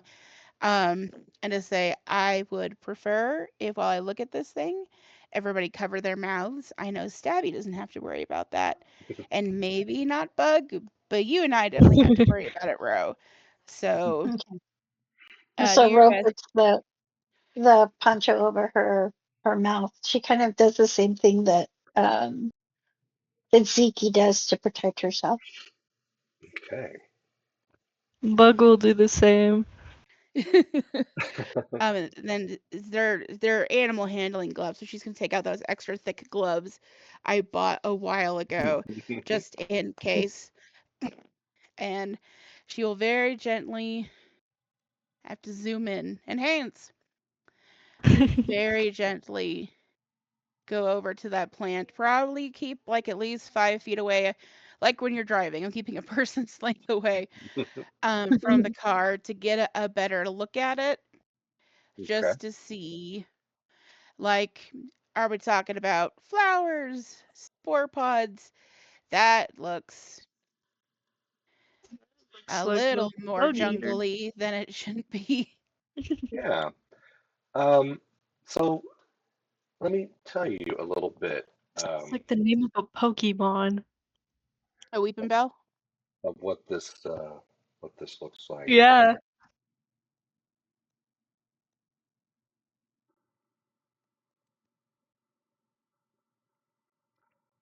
So far, this strange plant consists of four spidery stalks, long green tendrils, and an inverted bell-shaped cap filled with spores.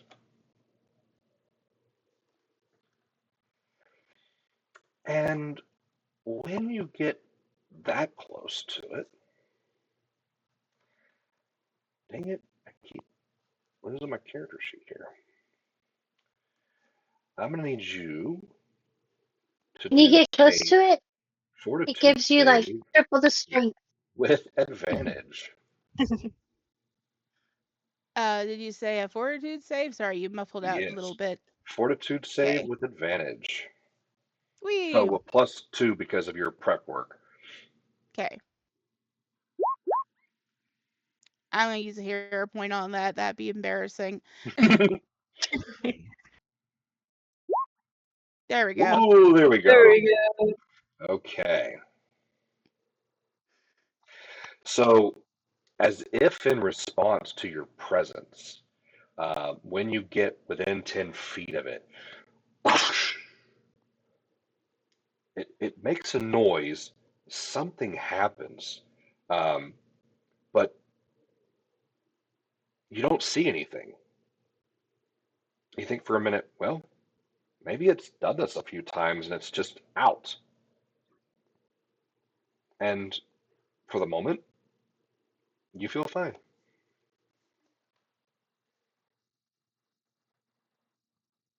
Okay.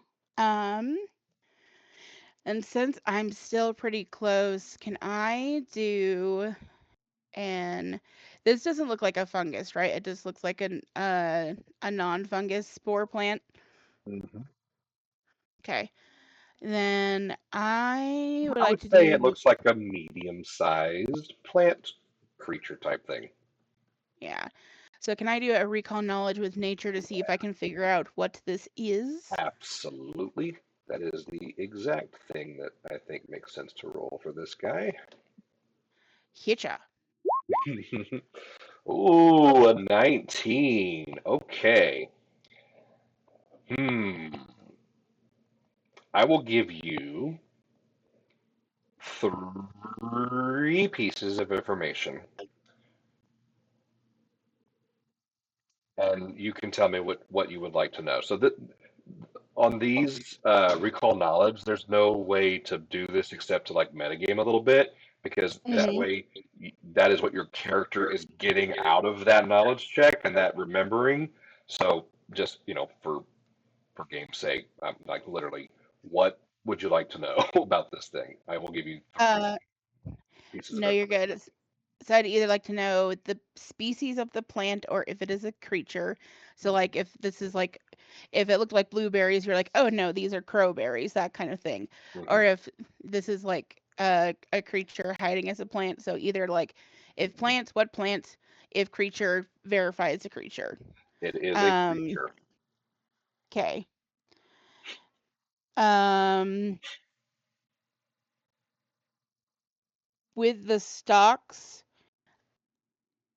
does this the best way I can ask this with this creature, does it look like it functions like an aspen tree, where if we follow the roots, we might find more, or does it look like this thing might just be its own individual clump? So Oh, does this guy have friends, or are they individuals? okay. Right. Does not look like it has friends. It looks like its root system, large asterisks on that word, is maybe foe. And it looks like this thing could literally get up and walk around if it wanted to. And so that, I will tell you, it has a movement speed of 25 feet. Okay. Oh, Um, So, and then I think the last piece of information, I didn't feel any spores, but kind of based on have like feeling that there might be people thinking that they're seeing the kind of like bell shaped. Does it feel like this thing is? Yeah, I'm gonna check it. Do I think this is poisonous, or does this have some kind of other effect? Okay. Yeah. I will say that now that you have gone back in your mind and remembered so clearly these things about it, you know that a minute ago when you thought, hey, it looked like it did something, but no spores. Maybe it's out or something. Maybe it's done this recently. No, no. There were definitely spores and they were invisible.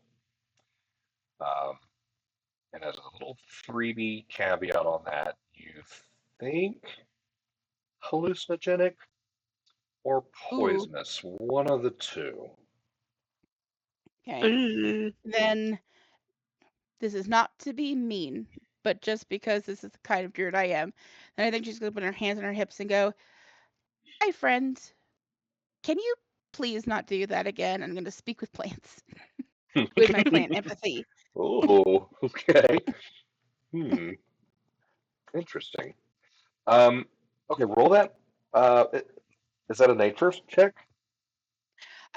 So specifically, Because I'm thinking I this is almost can. like diplomacy. It Because, is diplomacy. When I speak with plants and fungus, I can use a diplomacy check the same way other people when they talk with humans. okay, So it lets me uh, try to use my natural charm to. right. So what's So yeah, higher, nature or diplomacy for you?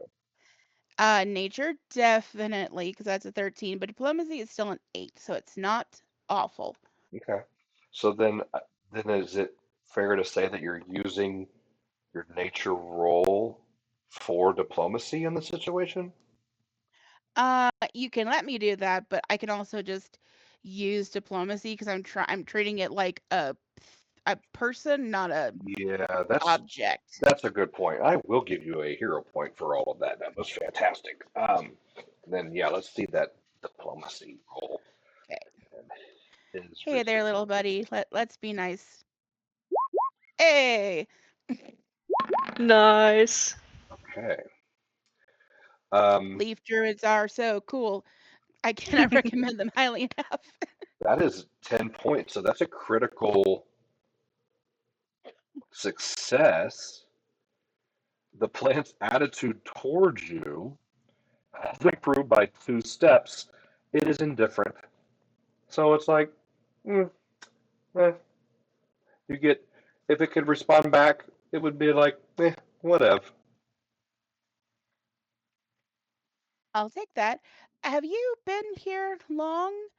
We've seen a lot of little uh goblin creatures running around. Are they inside or is it the guys with cloaks that look like mine?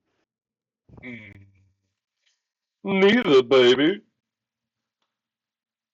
Only Faye here. Only Faye here. Oh, I don't suppose you'd be able to tell me what kind of Fae, like dryads from the forest Ooh, or the spookier kind. all kinds, baby. See me.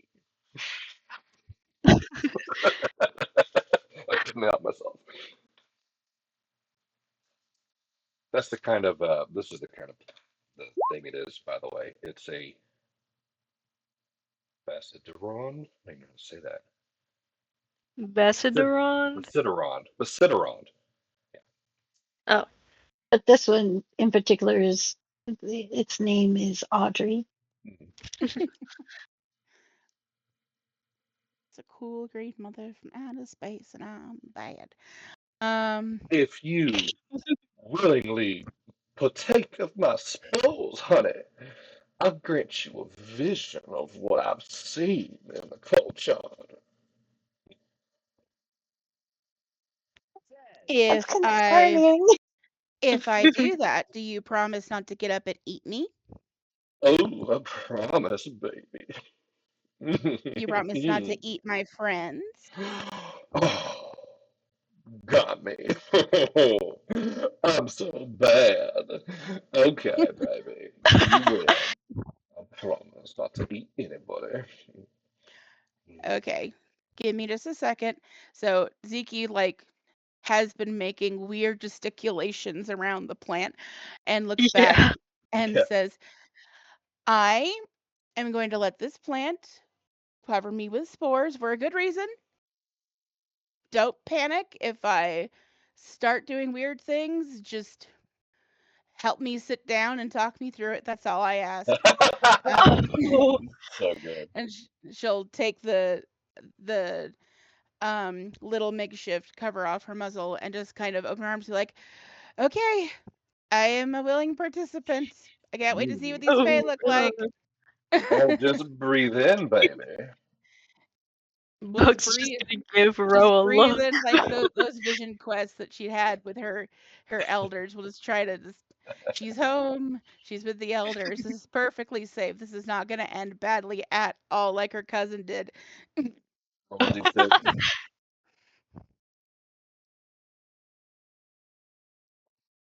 I'm going to DM this to you so you can play it out.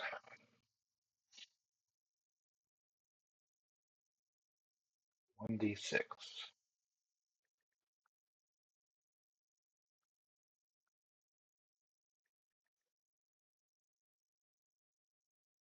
You need me to roll a 1d6? Yes. Okay, sorry. Haja. That is a 2.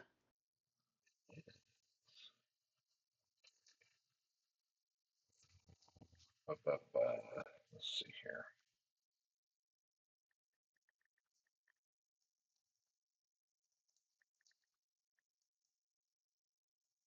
Always forget if it's backslash W or W backslash. There it is.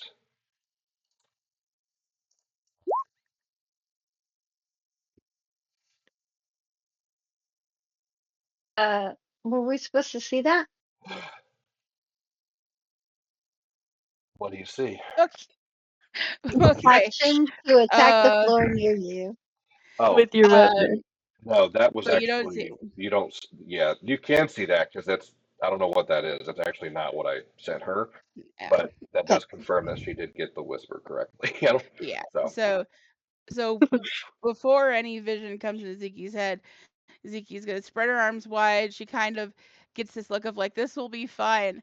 And then she screams, takes out, she's not gonna do her crossbow, so she has a new fancy staff that she asked Ro to put her +1 rune on. It has lovely little mushrooms and fungus, and it's got a big red fungus on it. And she takes it out and just starts beating the ground all around her and on her cloak, and just like spiders, spiders, spiders, spiders, spiders. Um, Ooh. and just like takes a full minute and does not have a pleasant time while trying to beat invisible spiders on the ground. so, okay, yeah, I like that a lot. I'm not going to complicate it. All right, so you want to know what kind of fey creatures? Well, do you want me to list them or give you pictures of? Oh, you know what? I think that makes a lot of sense. You get images. Yeah, you get images, and that way I can just do a Control Z and send you pictures of what you see.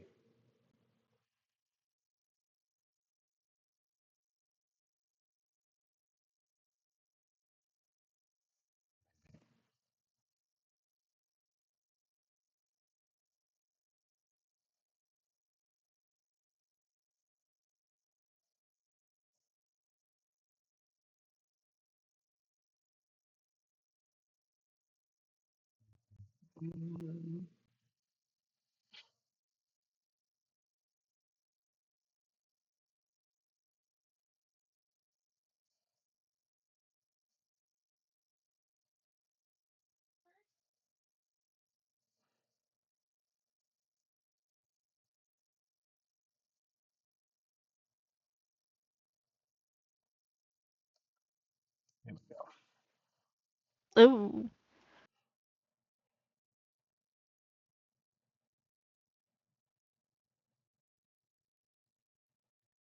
why is everything around us suddenly white?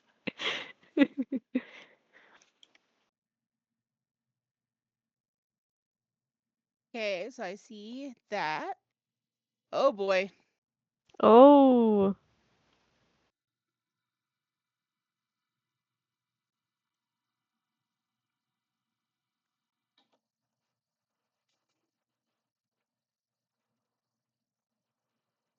oh, he's got a clarinet. Maybe I can steal that off of him. I can't see these guys, but I have plans for when I see them.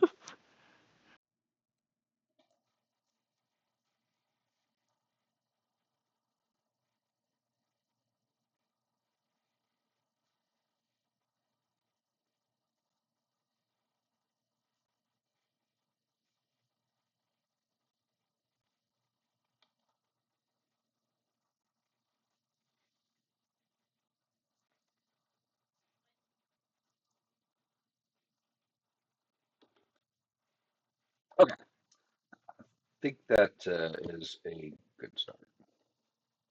Okay. So after Zeke, probably sitting down on the ground and sweaty, comes back to her senses, we'll just kind of go to the plant and be like, "Thank you. That was very helpful." Um, she'll probably like reach into the provisions they were given before they left and like toss in. Well, like she'll probably ask, like, "Do you eat meat or do you just Oh, make people right. Do hallucinate?" you even have to ask? That's what I thought. So she'll take out a little bit of the rations of owlbear, whatever they got, and just kind of like throw it into the little little bell pod and be like, "There you go, thank you." You're welcome, baby. And then it starts walking off, I think. Oh, I keep forgetting it can walk. Oh, You know, that's something that you should always learn about being around me. A lot of plants can walk. Ooh, okay. I'm gonna be itchy. I'm gonna be itchy for the next hour. Oh, I hated that. oh, Um, so my plant friend over there told me that there are fae in this camp. I really wish I was the fae kind of druid, but I'm not. But I saw it looked like a pixie. It was something small with wings. I saw a couple that they looked like they could be gnomes. I will have to think about it, or if someone else knows, other fae that are on the smaller side. I did see a very angry, possibly gentleman with a scythe and a very bright red hat, and possibly another gentleman with a red hat. I might be able to figure out what they are, but again, I'm more the plant fungusy kind of druid, not walk amongst the fae kind of druid. So I'm sorry that's not my specialty, but that is basically what I saw. And she's like constantly like trying to get something off her sleeve. She's not seeing the spiders anymore, but she's got that like after you take a spider off of you ticklies that she's yeah. trying to like yeah. rub off of her. You Oh, still feel like you've got like spider webs on you. Mm-hmm. So Ro is Fey touch. So what can I mean? Does that help us get in better? Like, I mean, I feel like we should still be stealthy and maybe like still go to the side. I don't feel like we should go. I don't know. You know what? That's a great question. I see what you're getting at with that. Why don't you describe to Ziggy, because I think she's the only one that doesn't know this, what about you beyond your, because you are a gnome in appearance, but what is it specifically about your appearance that is puts you into the Fey touched category that she would have seen? haven't really addressed in game or as a character. Rose hair always has movement. Hmm. Like it's bound in two ponytails, and there are bands as you go further down her hair. Her hair is very long, but like you,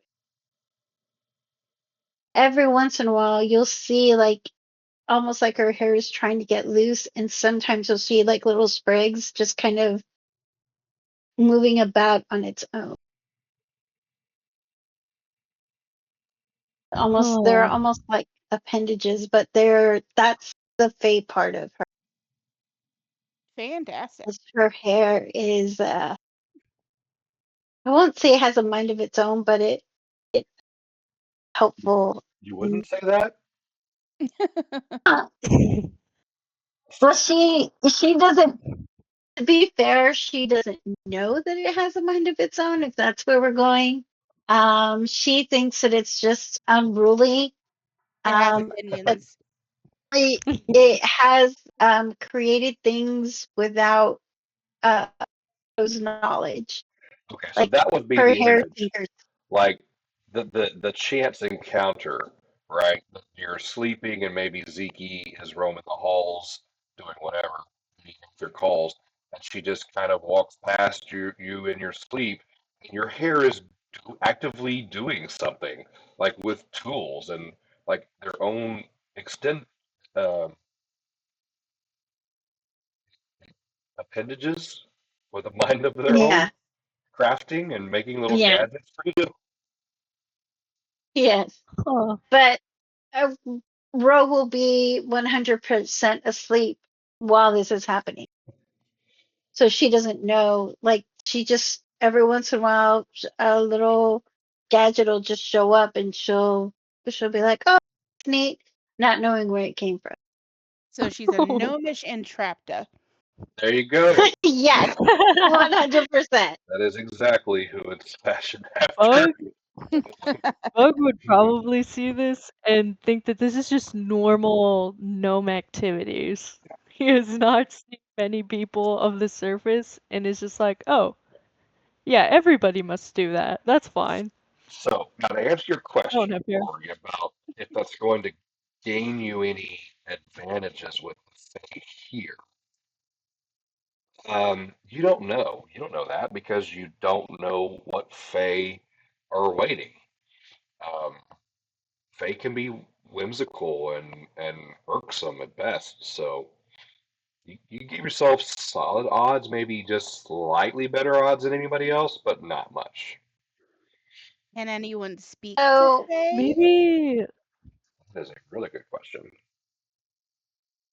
my hair, no, I'm just kidding.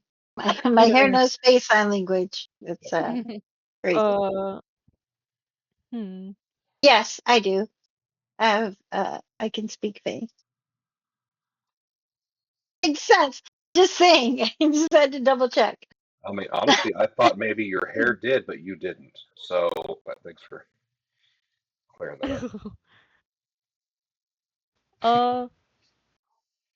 Would I be able So to like burrow Right, into the ground undetected right. towards like maybe like here? I don't know. We'll see how far I can burrow. And then can I listen from under the earth to see like what the general vibe is inside of here? Like if it Um, sounds friendly or if they sound like they're right, fighting in there or something. right. Ping again where you would want to see it on the map. Maybe like here. So, assuming that when you got to the gate Mhm. wasn't built down too far into the ground, I don't see a reason why not. Do you have a burrowing speed? You I should, don't and I think believe you do have a burrowing skill, if I'm not mistaken. I don't don't think we ever figured that part out. I think you were just like, yeah, you can burrow. And I was like, okay. Oh, that's right. We kind of hand waved that a little bit, didn't we? Okay, Yeah. that's right. So yes, the answer is yes, you can do it. How long is going to be the question? Okay, so let's figure this Can you out with, backtrack too? with some math. Let's call it 80 feet. Oh god. Burrowing is going to be a quarter of your movement around. So, what is that, maybe 7 to 10 feet per round? Oh, that's so slow. Yeah, because you're digging earth while you're Yeah. moving, plus the time to go down and then over and then up. I'm going to say this is, anybody do the quick math there and give me a I ballpark won't like figure of pop out of how the much you ground. think? I'll listen through the Yeah, earth. Or right. yeah. But you would, I mean, you have antenna. You'd literally need to get just below the surface or maybe stick an antenna Yeah. up into the ground level so you can hear. Um, Yeah. okay, so around is 6 seconds. No wonder that generational dig took so long. Mm-hmm. Hmm. 7, 10. Okay, I'm thinking 20 minutes.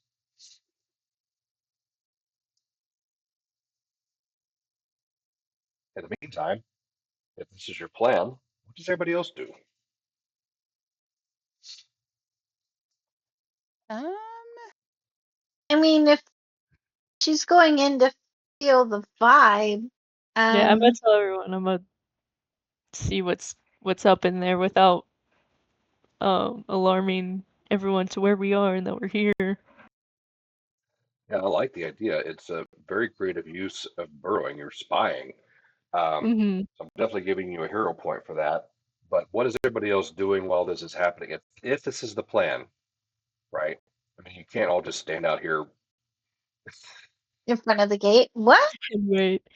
no, I scratching your. think Ziki will make sure there aren't any other dangerous plants in these bushes and kind of hole up here, trade her staff out for her crossbow just in case something dangerous walks by. Then I think while she's just kind of in that position, she'll try to think if she knows any of those Fae. Like, obviously, being a druid, like, and a member of the Green Faith, she's heard of like the great Fae spirits, like the Dryad Queens and the Green Men who like help shepherd nature. But it's those individual ones she's not that strong on. Okay. Sure. Yeah, I think that's a great, and like you're small already, but I'm assuming you're kind of being, you're going to hide in some, whatever you can in that corner. And Hmm. are you like preparing an action? Like if somebody does come out that door, If someone comes out being like aggressive, like actively like raising a weapon and looking for a fight, since I smelled alcohol, if someone is like stumbles out and looks confused, she's not going to shoot first. So the trigger would be like an aggressive action, like someone out coming out like actively trying to hurt somebody or like hacking in the bushes. She'll fire. But if someone's just stumbling out and they look confused or just drunk, she's not gonna just shoot them in the face just because they might throw up on her. She would right? prefer not to, but Okay. Well, okay. So as you are down there thinking about it, Hmm. that's going to be a society check. okay. Hoocha. Nope. Too distracted by the spiders. Too Mm-hmm. itchy. Row. So Ro is gonna kind of do the same um as Ziki. She's gonna go behind the bushes, but not like too far behind the bushes, because if somebody comes out, and they don't look like they're, you know what? No, she is gonna hide in the bushes just to, because she wants to wait for Bug's report. Okay. Um, yeah. All right. Give me a stealth check. We're not in the forest, so the cloaks don't aid you here. Um, I mean, wouldn't the bushes be enough to aid me? I'm going to give you a +2 circumstance bonus for that, but I don't want you to stack Yeah, it you're so as well. small Okay. too. You are um, not just stealth, but you also have partial cover. So if something does attack you, you have a +2 circumstance bonus to your AC. And that goes for you too, Zeke. Yay. Beans. And And then I also put up my shield just in case, guys. yeah, okay. Well, so this is going to take Bug 20 minutes. That's a lot of rounds. Are you saying that you're going to remember to re-raise it at the end of each round for the next 20 minutes? You want to just set that on auto? It just said it on auto. Okay. All right. Can I walk forward first? I feel like I'm so far away. Yeah, get a little Watch closer to the everyone door. get closer. Yeah, I'm gonna get like Sure. here. That wasn't 25 feet. Okay. Whoa, there's two of me. Uh-oh. You just met your doppelganger. Oh my god, there's Mhm. three!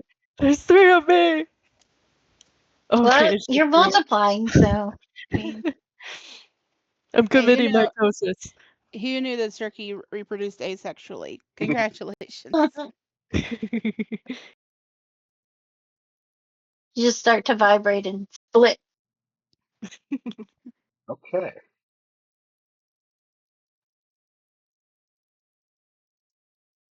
So put yourself um, inside there.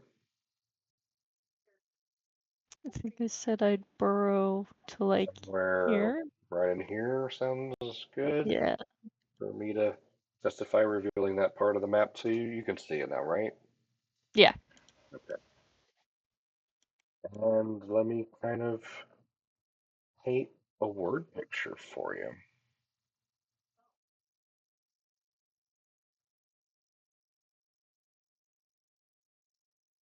I'm going to give you something else too. Roll stealth. It's not just about burrowing. You don't want to burrow right at the surface. You want to make sure. Okay, great, excellent. Pass. Okay. Oh, You get into a good position. I Not didn't roll only stealth yet. are you able to identify the creatures that you now can see on the board in the J3 area, they are talking, and you are going to pick up quite a few bits of rumors as you eavesdrop on the Fae at Fort Ristin. The tea. Yes, here is the tea.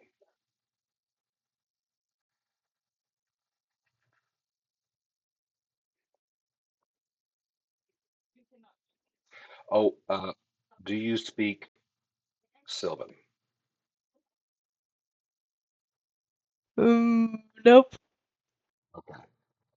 Then roll me a D. Well, we only need 50-50. So roll me a D4 and odds is most of the conversation is in Sylvan. Okay. Even. Oh, Most of the conversation is in common. yes. Here, there's most. So I'm going to give you 4 of these, and I'm going to post them in the game chat. I think. Alrighty.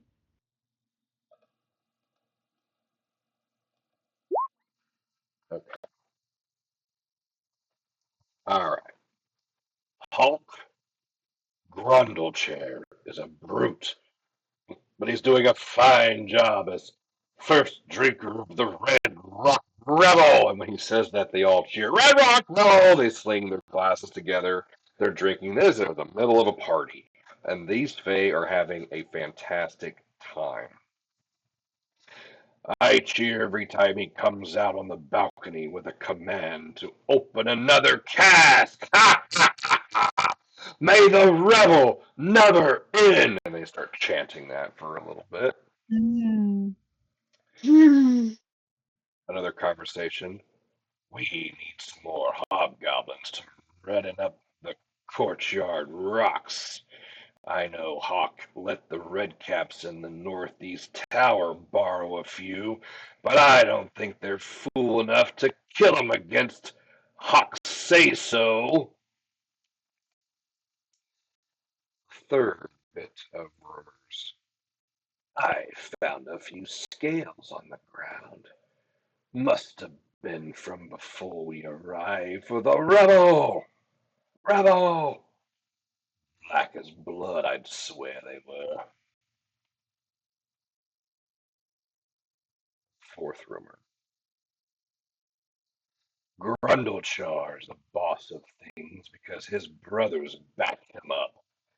I don't mind Linder Large Hands down in the cellar, but that bristle Billy up in the tower makes me nervous. He keeps stitching together creatures that ain't meant to be stitched. Mm.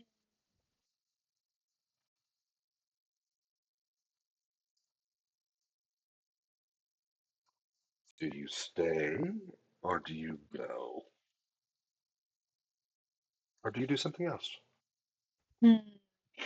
This isn't telling me if these people are gonna just murder us if we walk up in here. Uh, hmm. I think I'll head back out, relay this information, and then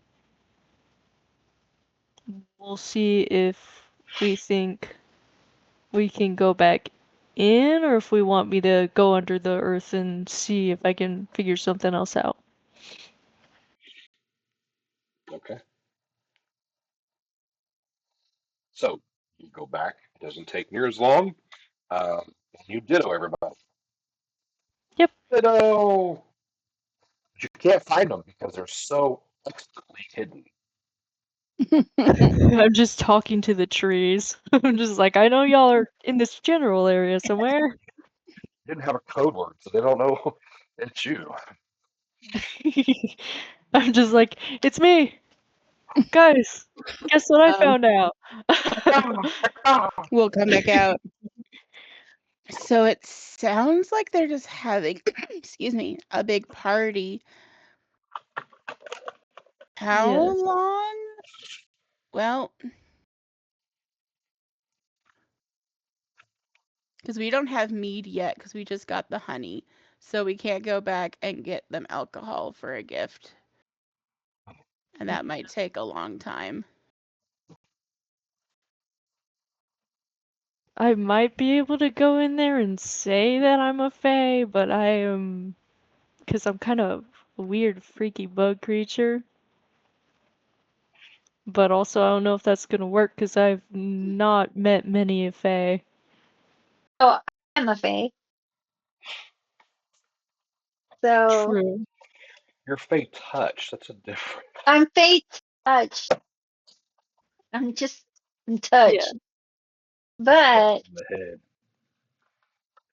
I mean, head. Zeke kind of like goes to where she's been having some of her stuff on Stabby, opens his compartment and pulls out a waffle iron and is like, Do you think they're hungry? I could I could come in and offer to make snacks. I know one thing about drunk people is they tend to get really hungry. And I can cook for them. I can make snacks, but that might be a good in that we like heard they were having a party and maybe they need something to eat. It would mean I'd be a little occupied during the thing, but the two of you could see what you can see. I'll just set up a waffle Mm. bar in the middle of this fort for a bunch of drunk fae. I've heard that drunk people get hungry. I did not know it was true. He has not gotten drunk yet. I can also brew um, coffee for them, but it takes a day to do that. I don't know if we want to break their buzz. Yeah.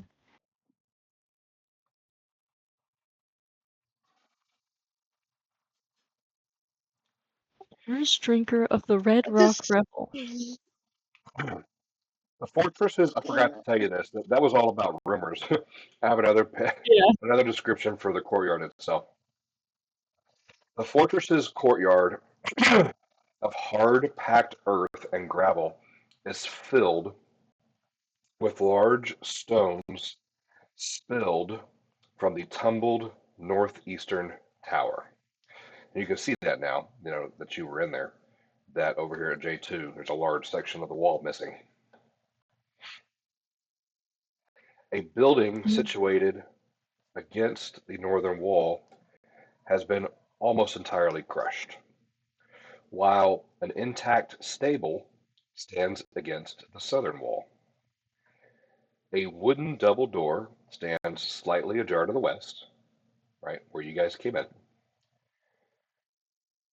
and another double door leads into the large keep to the east, and a balcony 20 feet above the keep's entrance overlooks the courtyard. A narrow wooden door stands at the base of each of the three remaining towers. Of the stones scattered across the courtyard, the largest are as tall as a human, and all are stained dark red. The source of the stains is no mystery. Hobgoblin corpses with slit throats hang upside down from crude gibbets above each of the gruesome stones.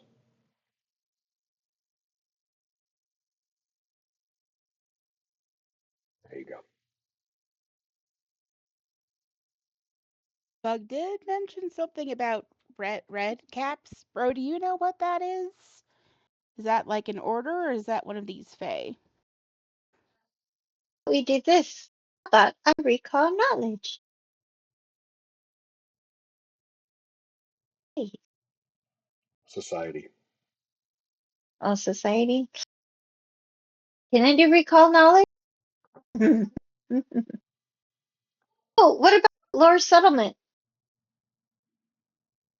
Society.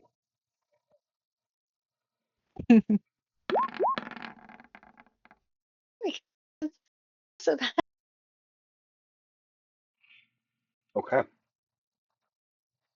Um, Now, so I can tell you what you can ask me three questions basically, and I'll tell you the answer.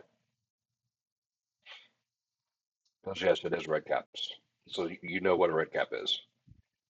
You know three specific things about red caps. what are they known for? What are they known for? Like, what is their legacy?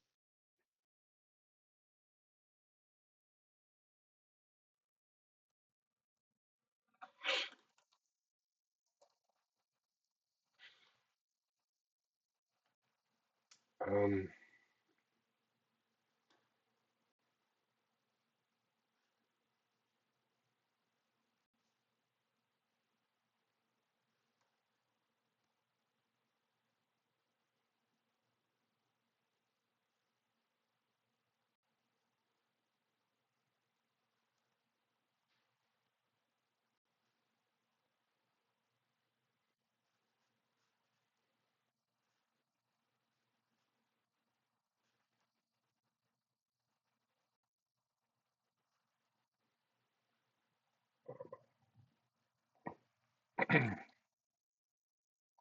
Okay.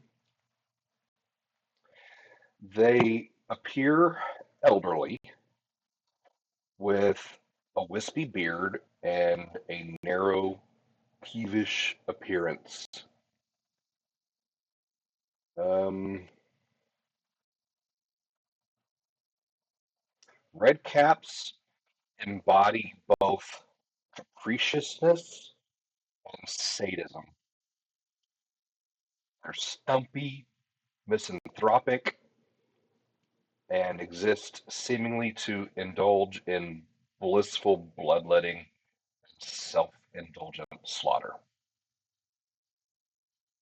Okay, guys. Um, Interesting. other than the slaughter,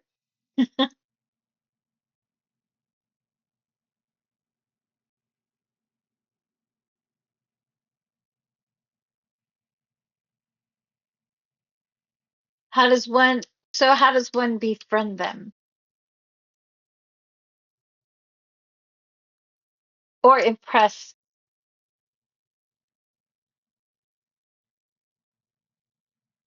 I mean, that would be the same.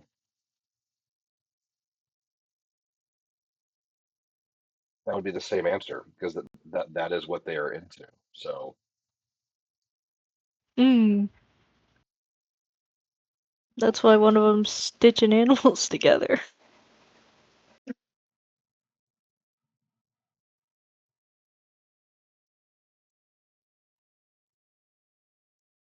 Find a half horse, half monkey monster. made it for you. You like monkeys? You like pennies?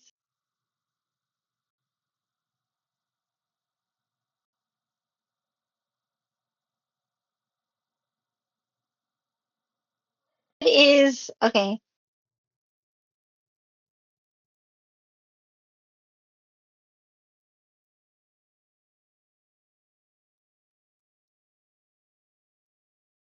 What is oh,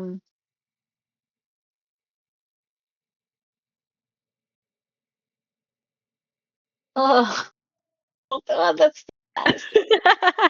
I will say with the 21, there is something you have in common with them. They have, some of them, at least, have a special attack called animated hair.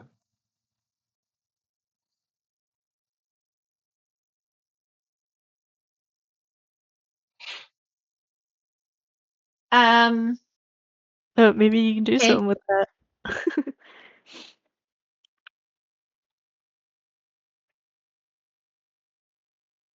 I think your third question should be like, what are they associated with Skepviston?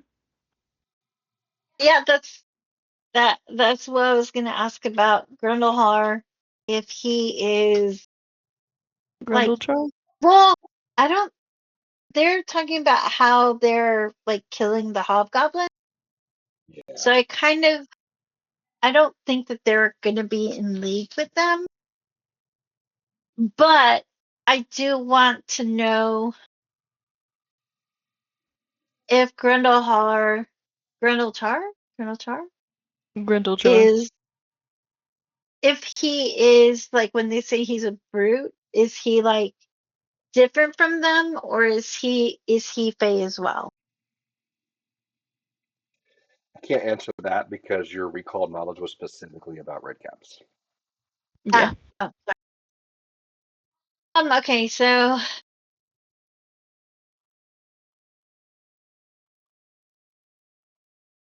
Like I will say, if this was would it? me as a player getting to ask these Uh-huh. questions, one of my questions would be, what's his weakest What's their attack? weakness? Like, is it fortitude, reflex, or will? Or, what's his armor class? Or, what's his weakest ability? Or something like that. Something specific about the stat block. That's how I would use it. But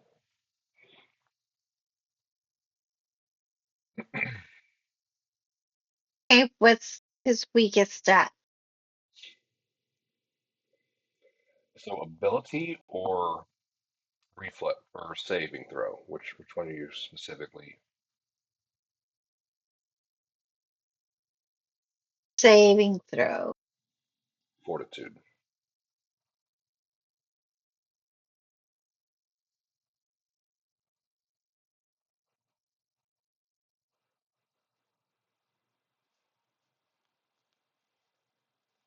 For a bunch of drinkers, that's real funny. Hmm.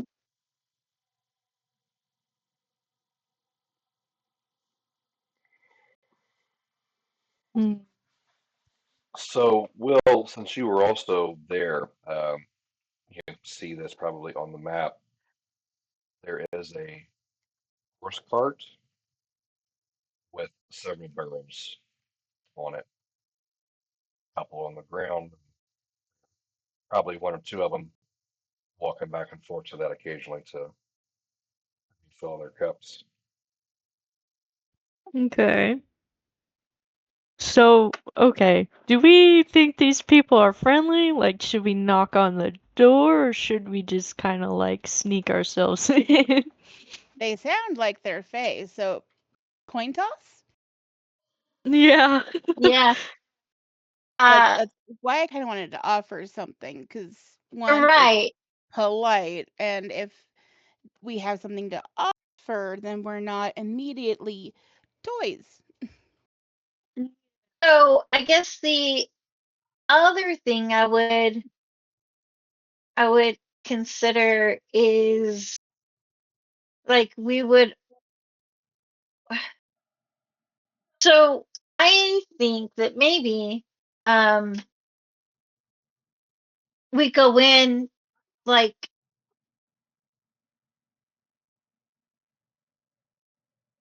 and beguile them with the death of Scardinius because they're talking about Like, goblins and so we can offer a waffles and our stories. And then maybe me um having uh animated hair as they do would be would be enough for us to like kind of at least not have to fight them at this moment. And then if they show us around, we can see if there are any more rangers still here. Hopefully not dead in the Mhm. basement. yeah. Yeah. So, and that's the other thing I would have us, take off the ponchos and maybe put them in the bushes next to the gate so that that's not, they don't think that we're coming back to take the fortress, if that makes sense.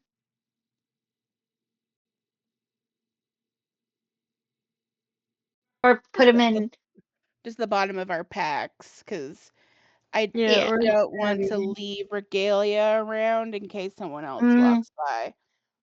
Mhm. okay.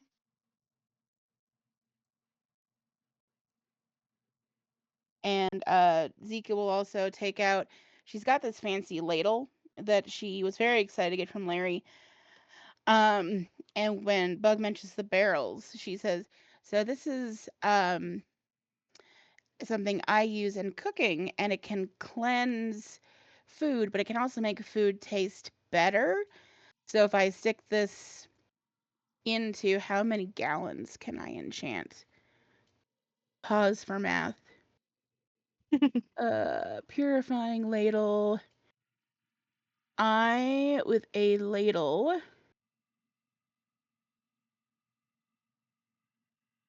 Casting cleanse cuisine. Do, do, do, do, do. I can purify up to 16 gallons, and the cleanse cuisine spell also like makes things taste better. So I can basically like mix their wine and make it taste or beer and make it taste a little bit extra tasty. Mm. Because the spell specifically says.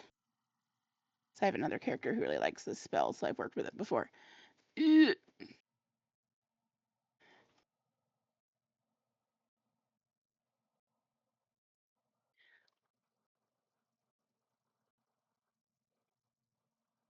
You transform all food and beverages in the area into delicious fare, changing water into wine or another fine beverage, or enhancing the food's taste and ingredients to make it a gourmet treat. So if it's cheap beer, it'll taste like, German beer, basically. And I can do that for 16 gallons. Nice. Ooh, okay. Now, of course, it's a magic trick. I'm not going to try to hide that it's a magic trick, but if it's Right. a drunken audience, it might still at least make them happy. Might still land, yeah. Mhm. I mean, if you're gonna make their beer better, of course they're gonna want Yeah. you to. Okay. So what? So let's wind this back a little bit Okay. and talk about your plan in character. I need to hear it again. Okay. So the idea is for us to take our ponchos, stuff them at the very bottom of our pack, Mm, um, and also stabby stuff comes off of him, and then and Rose starts taking her hair down out of the ponytail so they look even more. Her hair looks even more wild than it already does.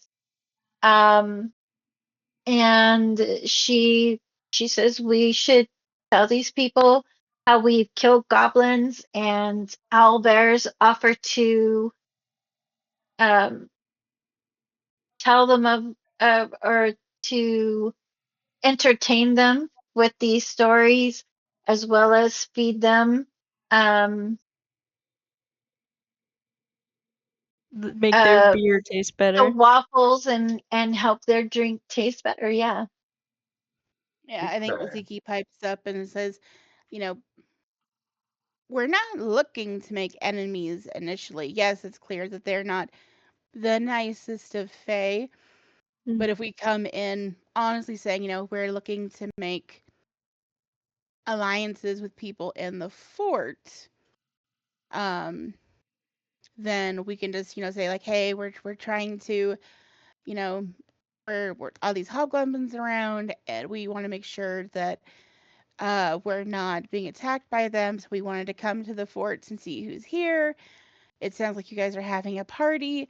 Why don't we make it a little bit better? So that way we're still kind of doing what we came here to do, but we also have time while entertaining them to see if there are any more rangers left and see if anything awful is happening here. mhm. That way we're not immediately aggressive. Okay.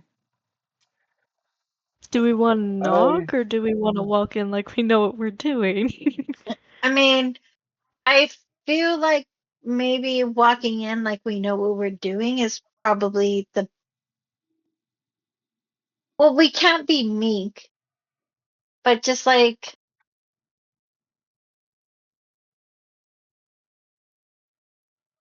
Well, you're a yeah, bard, we aren't you, Bug?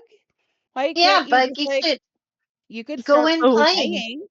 Yeah, let's start playing at the door and get their attention. ooh, ooh. you're a bard, Okay. James.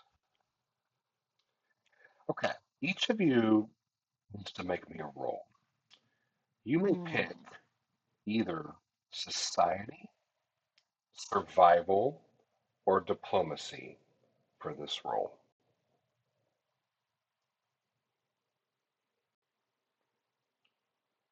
Survival, society, or diplomacy? Yes. I Okay. think since Ziki is focusing on like Wow. foodstuffs and such, she's gonna go for survival, Okay. just because that way she is kind of getting in the headset of we are trying to do our best. Yeah. Yes. You each take a minute to think about this new plan. The first thing that comes to mind is you to enact it, whether successful or not, but just to enact it, you would no longer be scouting. you will have stepped over the line and you're doing something else now, whether it be infiltration or whatever. You're not scouting anymore the moment you start interacting with these folks. Bro, with a 20, you think that your character, when you guys finalize this plan, your character thinks you feel like for this to work, you have to be in the forefront because you're Fae.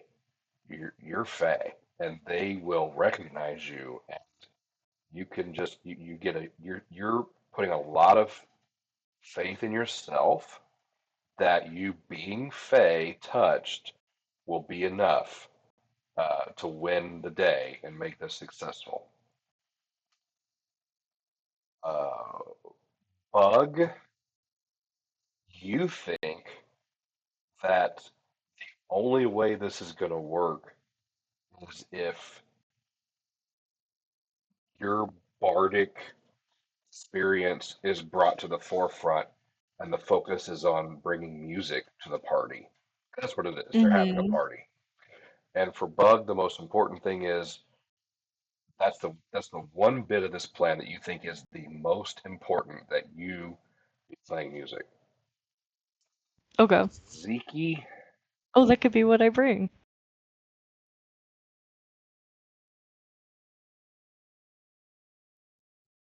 what do you think? I'm trying to recap in my mind the main points that each of you make. Um, you can help me out with Zeke's. What is the one thing that Zeke thinks is the most important thing that I think with the survival role and the idea of like making their beer taste better, even though she can't talk to them cookie? in Sylvan, I think she is thinking about, even Fae have a limit. So if we can get a good mood going and the beer tastes better, she's gonna try to make them sloshed.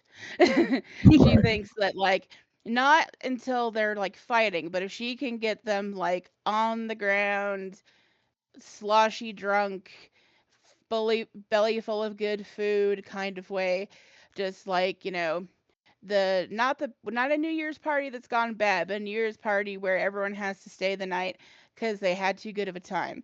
So I think she's like if we can get them in a good enough mood and I can get them drinking a little bit extra, even if they're Fae, that might make it easier to make it so it's not a fight, make them so they can talk. So I right, think Ziki is focused on like if I can just like use my magic, use my crafting, focus on the things I'm good at, the way that I show my love language, which is cooking for my family, right. then hopefully that will bring enough to the table that I might not be the talker or the performer, but I can still do something here to make it Yeah, Mhm. so if they attack, they're either going to be really inebriated and not put up that much of a fight, or they're not going to want to fight because they're passed out on the ground. okay. So for you, the most important thing that has to happen is that we either improve their alcohol, make more alcohol, and feed them, prepare food for them. Mhm. Okay. Mhm. All right. So go over it one more time in character, thinking and discuss it like your idea, each of your ideas is the most important one. And it has to be that has to be the focus or it won't be successful. Oh, And then oh no. and then if you even want to go through with this because you are technically would no longer be scout at that point. So so then Ro just is as she undoes her last little piece of hair, she says, "Okay, these are Fae people. I'll be in the forefront so that when they see me, they'll see familiarity and and as they see that, they'll know that they hopefully they'll know that they are not we're not there to harm them, and so that way we can just try and see what we can see inside the fort.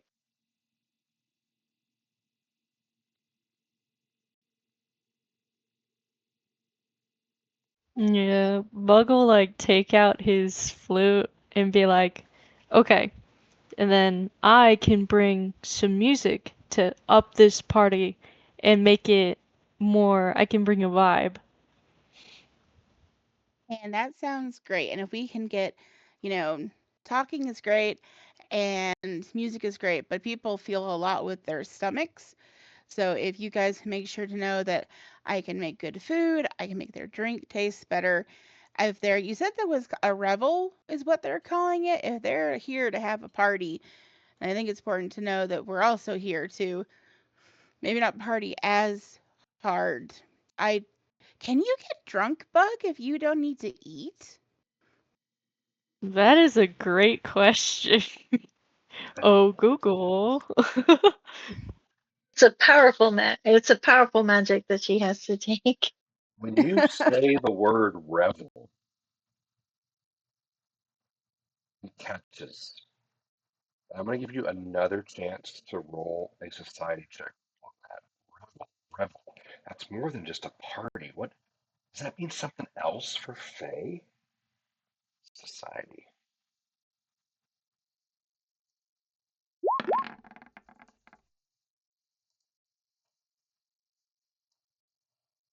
Oh, I can in fact get drunk. Okay. Okay, good to know. He probably just won't think it tastes good because it's not magic, but oh well. I will because I'm gonna make it Probably magic. like he'd probably take a sip of it, like his first ever alcoholic beverage, and spit it out and be like, "You make this sound so good. What is this?" You It's shouldn't spit it out. it's spoiled grain that's been mashed and put in barrels for a long time. Yeah, Disgusting. we are in the middle of not so friendlies. You should not be spitting out anything they give you. Okay. Might I'm stomach scanning it because for it's the way he's been information. taught. The way they put it in here, it's kind of like in the middle of stuff. I'm trying to skim and reveal what I can about a revel without giving too much.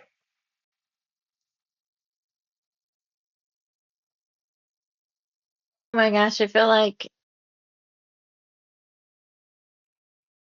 is it like a war party?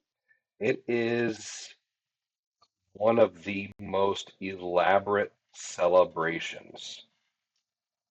Um, the revel is nearly a week of dancing, drinking, and painting nearby stones Ugh. in vibrant colors. Here, it looks like they took that more literally, hanging the murdered hobgoblins above the tumbled stones in the courtyard to douse the rocks with blood.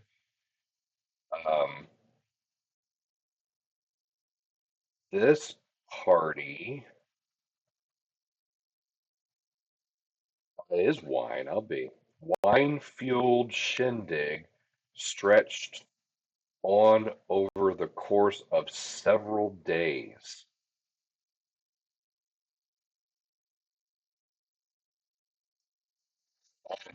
Point where you are scouting, um, the revel is still ongoing.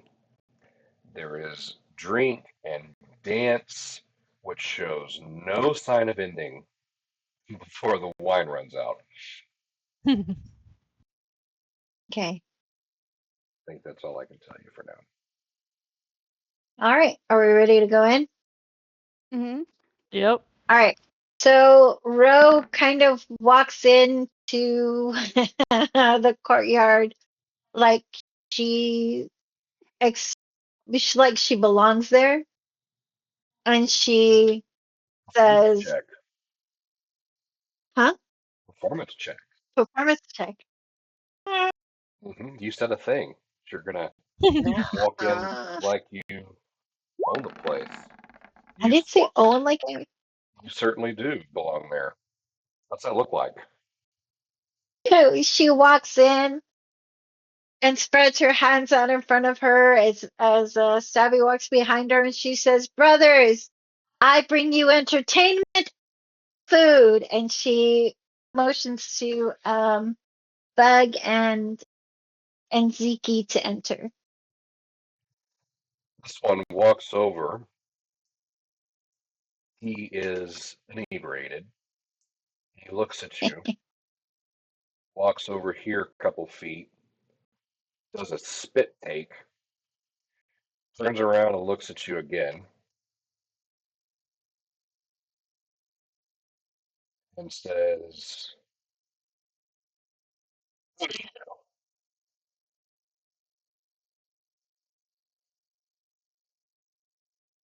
I'm Stella Rose of the uh hold on. I am Stella Rose and I have come to entertain and feed you. "Is that so?"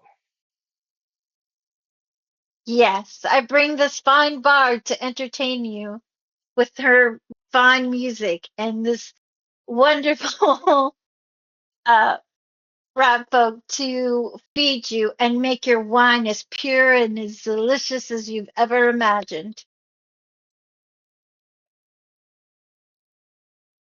He burps Ugh, loudly, and it is obnoxious. And this close to him, you smell everything. like a week's worth of party and vomitus and hangover on this guy. And he literally pukes on your feet at your Oh. shoes and stumbles back over here to the corner where he was. Nobody else even seems to acknowledge that you come in. Awesome. Yeah. Awesome. That's the way we like it. That's the way we like it. Mhm. So then I guess we'll just kind of wander around and see what we can see. Yeah. Um, Stabby and I will kind of, I guess, mingle. All right. These two get up to about here or so. They were taking turns Mm. punching each other in the face. Ah. When you come up close to them, they look at you and smile, both of them missing teeth.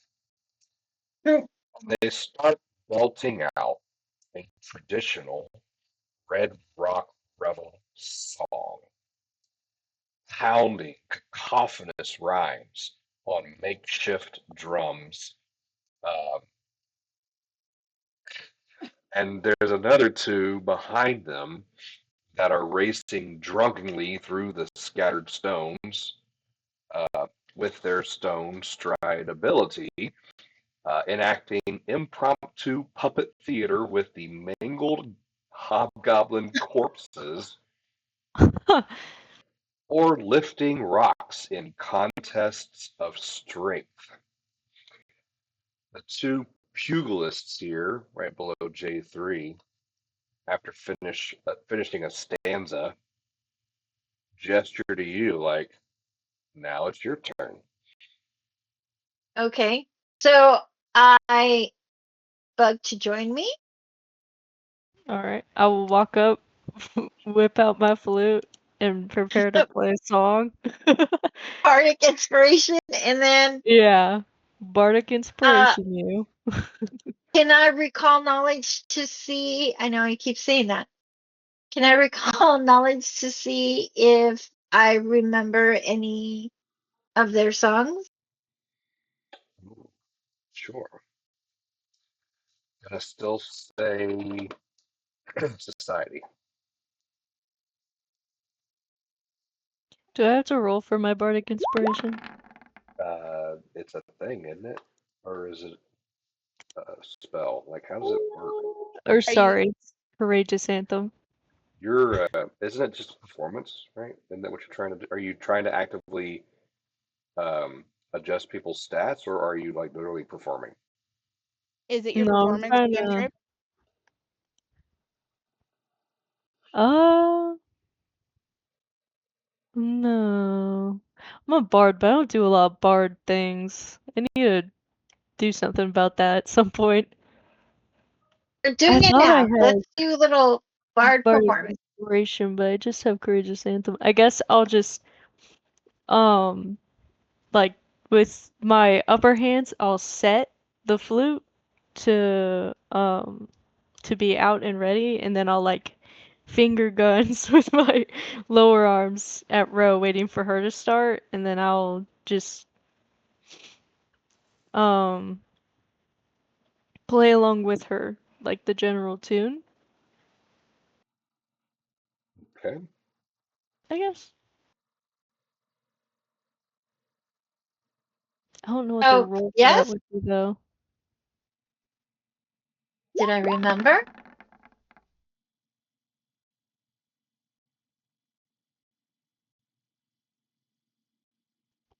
What's that for, bud? Okay. Um, you you think you do. It's like a song you've heard on the radio, though. You may get some of the words wrong. They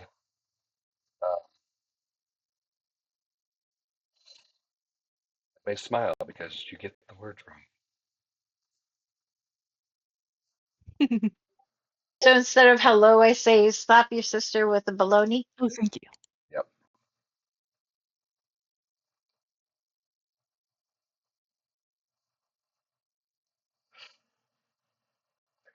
But then, how would you, knowing the song and communicating that to Bug and teaching Bug the song on the, Not just Bug is just following along, like maybe Yeah. not knowing so much, just following the melody that I put yeah. down. Okay, so give me a Yeah. performance with a plus two situational bonus.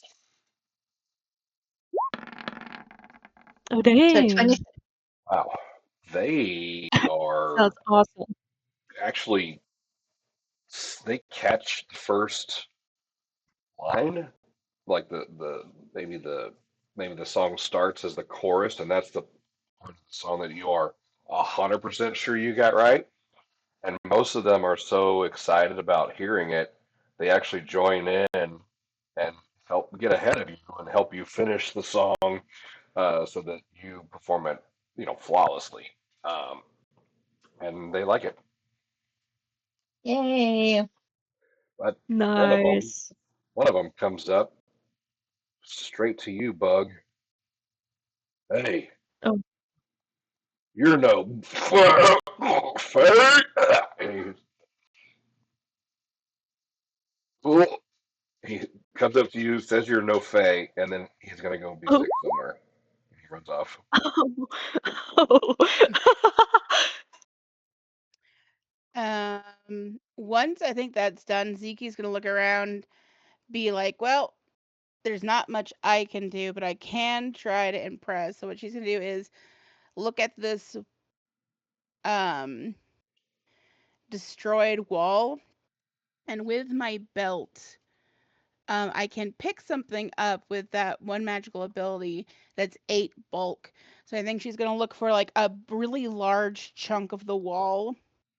Then she's gonna like activate that ability, and when like some of the people who are like showing off goes over, she's gonna like activate it and then just lift this piece of the wall up, this tiny little rat folk, Hmm. as big as she thinks she can, and then goes Love over it. to where there is free range and just slam it down, um, and basically get up and like turn it into a makeshift table, um, and just starts taking out her supplies, and then just says, "Bring me your best spear, and I'll make it even better."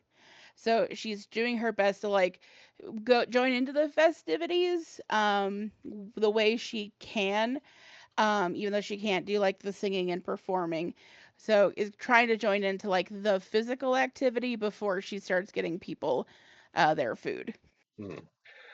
So you pick up a rock, a large rock, and you move it over here to the gap, and you're gonna make it a table, but also close the gap. Did I hear that right?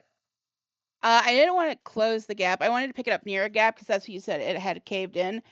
Basically, she's looking for, like I said, just something that when you looked at her and see how small she is, the fact that she can pick up something huge, she probably slap it down closer to like right here where she sees these barrels are, so that way Okay. it won't be that much of a move. That's Okay. also letting her kind of get around a little bit so she can kind of see if there's anyone over here. And then she'll kind of Right. slap it down here, Okay. um, That makes sense. and kind of make this makeshift table, and then start like getting the stuff for the waffles or whatever else she might think to cook. But then just ask like, bring me like your best beer, your best alcohol, and I'll make it better. And she'll kind of swirl her ladle around to enchant that when she's brought something. But mostly she's Okay. like trying to match their showboatiness with something Yeah. that she knows that she can do without hurting herself. Right. Well, the performance of strength was awe-inspiring, and if they weren't all inebriated and not paying attention, uh, they would have been super impressed. But as it was, only two, maybe three actually saw it happened and were impressed, and they dropped their boulders and went to go look at yours to see if it was some trick or something. Um, and after they see that it wasn't a trick, they punch each other in the face again, um, and then just gesture because you're right here. They gesture over to the large wagon.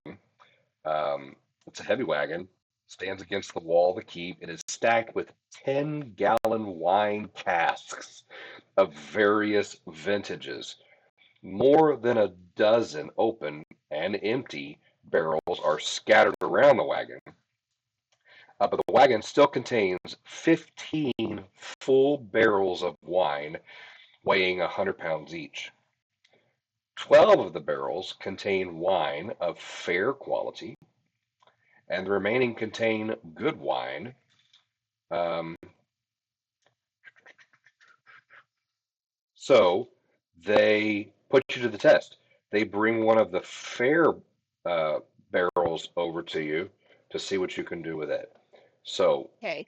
all of that before you do that roll, I think there is still a performance or deception or diplomacy based on what you said to them. Which one do you think I makes the think most sense? I think I'll go for diplomacy because she's trying to like That sounds right. um she's not trying to deceive. She's more like trying to not MC, but definitely be like, "Hey, I'm here to make this party better. Let's go ahead and get some food moving." So diplomacy, cha. Okay. Yeah, three of them are are listening and impressed and are are down. So they bring over that cask, that one barrel of wine, see what you can do with it. Okay. So she's gonna take out her ladle, and I'll just again put it right here. So Yeah. she's going to let them pop off the top, and it's a wooden ladle that does looks pretty inconspicuous, and she's going to take it in and just start stirring, maybe say like a couple things in Yosoki because she very much doubts these people know how to speak Yosoki, and do the two activation spell for cleanse cuisine. Again, it can do up to 16 gallons, so it should completely hit this entire barrel. So if it says it can turn it into gourmet, it doesn't say the scale it can improve things. So I'll just put the spell language Yeah, I in think here and I will let you. yeah, I think gourmet is going to be way above what they're used to, what they've got in front of them. I'd say at least by two measures. Um, so the first one gets a taste, and he doesn't know how to respond right away, and the others push him aside, and they're almost fighting over it already. Oh And then God. the second one tastes it, and he spits it out. He's like, he does some kind of curse to whatever fey gods they worship. That's the best damn stuff I've ever had. Always. And then before you know it, you are just surrounded by Oh sweaty, God. smelly, slobbering, drunk children that are just like more, more, more, more, more, just shoving empty. The word spreads quick. That above everything else that has happened gets their attention. Wine, better wine. Okay, they are down for that. Yeah, and Ziki's just setting up like her waffle food stuff and getting all her alchemical syrups up and probably like over one of their heads because I think she's just standing on the rock at this point because she's so small. So she probably just kind of makes a gesture towards Ro of like, go, Yeah, look you around. are in danger of becoming overwhelmed because there's just the logistics of trying to serve this many unruly fae. I mean, they're gonna just you're in danger. Something bad could happen right now. So so Rose sends Stabby over to her to like kind of do crowd control, like to get between her and the Fae that are around her. Hmm. Stabby is lost amongst their ranks. Oh But gosh. if this was a cartoon, this would just become a big smoke cloud screen where just random hands and fists and mugs come out at different angles and go back in, and then you see Stabby's little unicorn face pop out and be pulled back in, and then here's Zeke popping out and going back in, and then at some point a fight breaks out inevitably, um, and you think, oh shit, we're in it now. But just before you think, let's roll initiative and pull leather and pull your swords out, Stabby comes out. He's like low crawling or something. He's a little battered or got a dent in places, and he opens a little compartment, and Zeke is inside, and she hops out unharmed. Just clutching a waffle iron. Like I think that distracted them. So Oh, I'm just gonna let them drain that while we do our thing. So while that is happening, Ro kind of like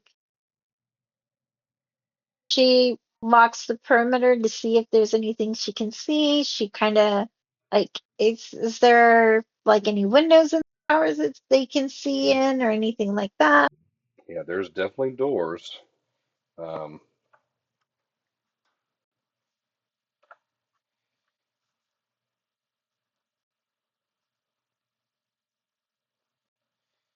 and it's shut though.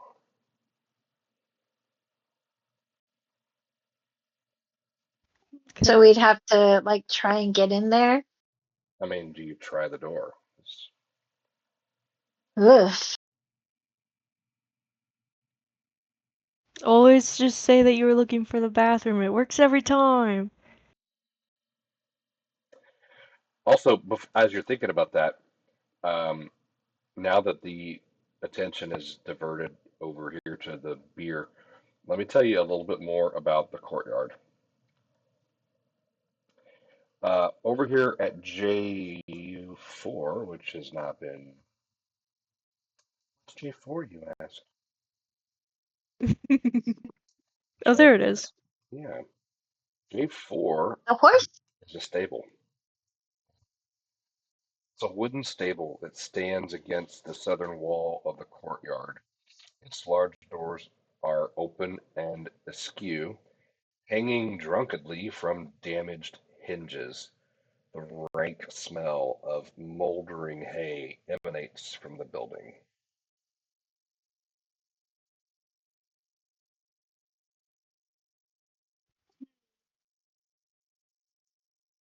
So if we need to get out fast, there's a plan right there. I can speak with animals today. I made sure that was a thing I planned. So if there's some horses still in there, I can ask them very nicely if they would like to get out of Dodge. I can talk to the fleas on the horses.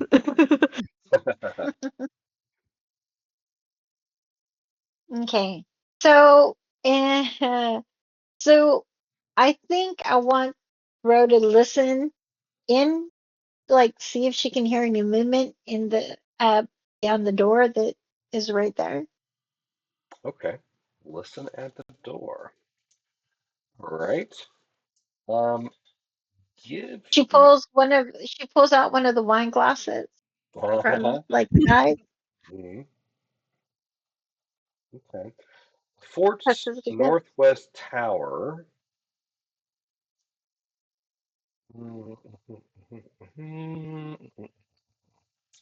Okay. Give me a perception check.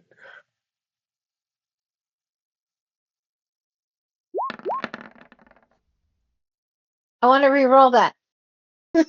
And give Use a you hero point for perception here's check. my hero Alrighty. point. Do it. There we go. That's much better. Okay. Hmm.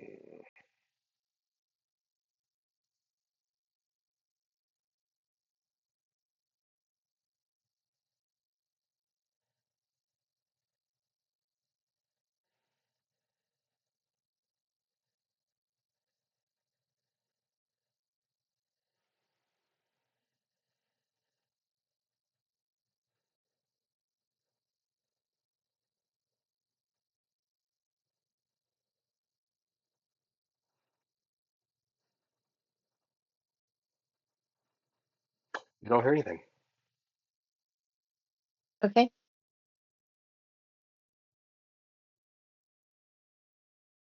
I go to the tower on the other side of the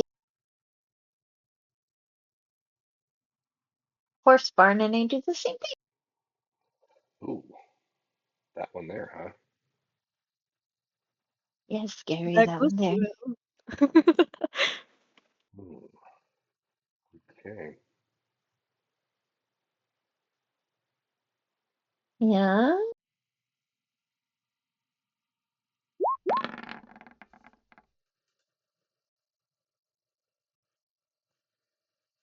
The southeastern tower.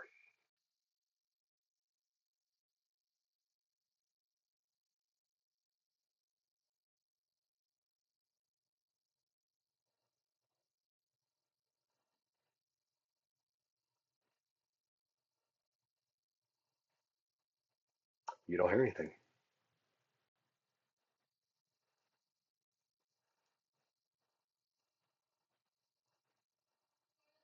No windows down here where I can see in. Nope, just a door.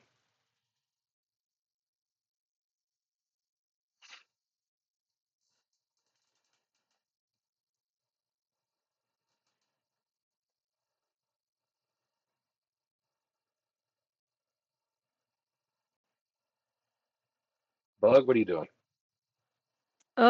I'm gonna see her looking at all the doors, and I'm gonna follow her lead by checking out what this one is. Put my ears against it.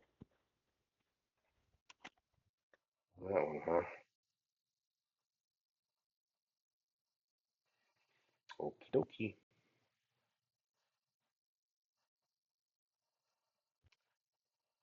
Front hall. This lofty entry hall. Double door to the west. Hmm. Hmm.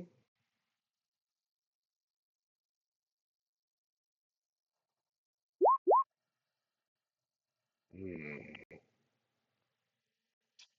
Oh my goodness. You don't hear anything. Hmm. Okay.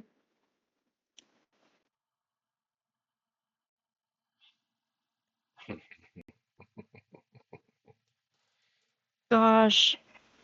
What? Bug, would you be able to dig up underneath and listen? I'm trying to decide if either Bug would have just like opened the door or if he would have like tried to dig underneath first. I think that's a very fair question. Hold You do know on, that hold Bug on. would not be able to dig up through stone, though. You got lucky that Okay, yeah. the ground was Just packed. not too bad. Ugh. Okay. Yeah. He's dumb, so he most definitely would have just been like, I'm Well, just gonna make it row there's based because you just watched a Roe sound in walk here. up to one, Yeah. 2, 3 doors and not do anything, and then you're gonna follow her Oh, lead and you true. walk up to a door and not do anything. You maybe you're confused. Like, what are we doing? Doors are for oh, I don't know. Like maybe Doors are make a for knocking roll. on and opening. Yeah, here, let me see. Evens, Even I'm you open gonna it. go to another door. Oh, okay. Yeah, and listen. Odds you open the door. Let's see. Let's open the door. Okay. Are definitely not scouting anymore. Y'all realize He's gonna peek in though. He's not stupid enough to just like open it wide. Go slowly open the door and look through. Poke his head in. Oh, it's a bar? Kind of.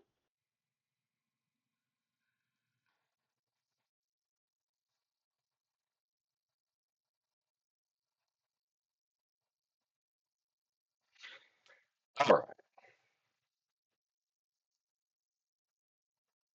This lofty entry hall contains a set of stairs ascending to the north, a double door to the west, and a swinging door to the east. It swings, baby! The Mm. odor of cooking meat wafts from the eastern door.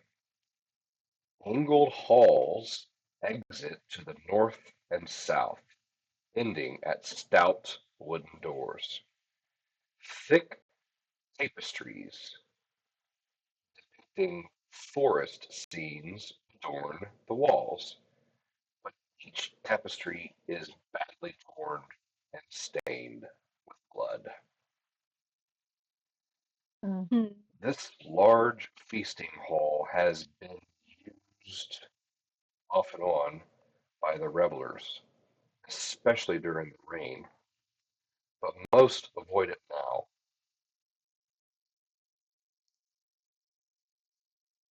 'Cause beer, probably. Hopefully.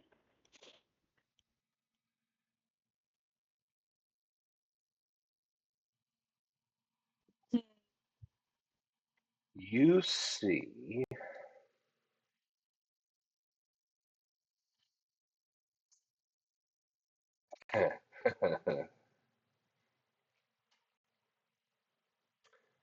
what looks to be an amalgamism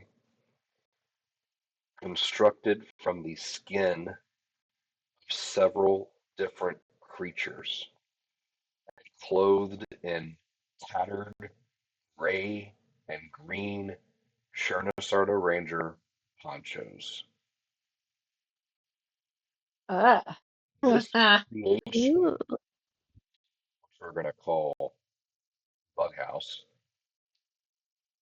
stands motionless under the staircase. That looks nothing like my house. Also, ew. Guys, I think it's time to go.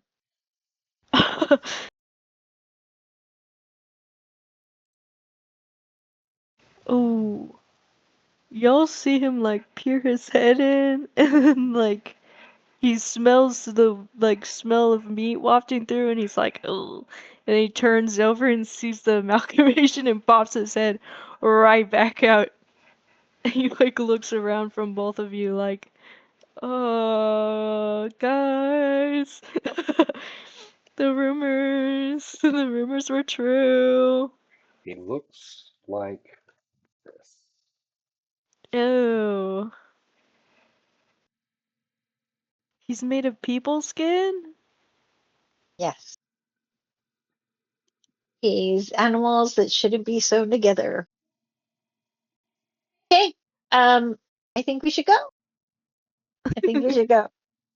Someone's doing evil taxidermy in here.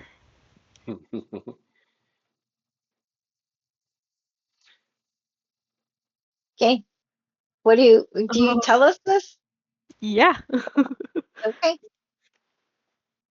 You turn, and there are three Fae surrounding you. Their Oh, Sing the ruh-roh. song. their steins empty, pleading to hear another stanza. Ooh, okay. I These like three wave bro are over. beelining towards you, Zeke. They remember that you were the one that made the wine in the first place, and they want some more. And as if that wasn't enough, you see coming through the hole in the wall two more. Ooh, Mm. okay. All right. So, Bug, this is what I would suggest having you told us what you saw Mhm. is that as we are as we're singing the song, we Mhm. casually walk towards the gate and try to leave. I say we make it look like we're walking towards Zeke first, and just kind of be like, "Oh, sing along," while I play the flute. Everybody sing the song. Oh God, I committed mitosis again. Oh God, I'm multiplying everywhere. I think if Zeke sees that coming, she's gonna put her hand on her hips and be like, "You guys want more than that? You're gonna have to wait. I have to be around at least once a day to do that to one of those barrels. So if you want to be real good, I can do that tomorrow. But any nonsense, and you're not gonna get to taste that again." Ooh. Is that performance or deception? Probably. I mean, I wish it could be intimidation. I'm actually trained in that. Oh, Um, okay. I think Feel like that with that makes sense. intimidation. Sounds good. Try yeah, to stand your less like she's ground. trying to be scary, but like in that scolding mom way of like, if you Hmm. make my floor dirty one more time, Yeah. you are going to go to your room. Okay. Wow. I okay. Yeah. Um, I Like, thought. did you really I just mean, say yeah? I thought that their attitudes, the way they were, that this was maybe going to be a problem. But with that role, they buy it. They're like, "Oh, ah, yes, mom," and they're like hat in hand almost. And instead of fighting, they kind of go back arm in arm, like, "Oh, remember that time where we had that fantastic wine, and oh, this other stuff we have will never be the same. Ah, revival, rival, rebel," and then they all get back up again and forget about you. And let's leave, guys. Time to go, time to go, time to go. Let's go! We're Or making um, roots Did great skaters. anybody during the in and out take a peek in the stables? Probably Zeke would like no. Oh, at least to be like, are there horses in here Yeah, I or just figured dead as horses? much since that was maybe part of y'all's plan. Yeah. Like All right. just in case we need to get Yeah. out. So in the little bit of time we have left, I'm going to give you this. This building Oh God, has is it not horse next sheltered to me? a horse for several months and is it's now mostly unused. Few supplies are stored here, such as spare beams and the ladders used to access the fort walls, but the Fae have no use for that.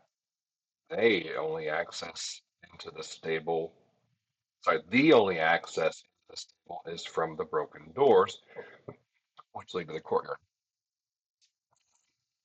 As a result, you might could use this building as a retreat, although um, the cacophonous celebration throughout the courtyard might make sleep difficult. There are sorry, 4 oxen pulled the wagon load of wine now sitting in area J3.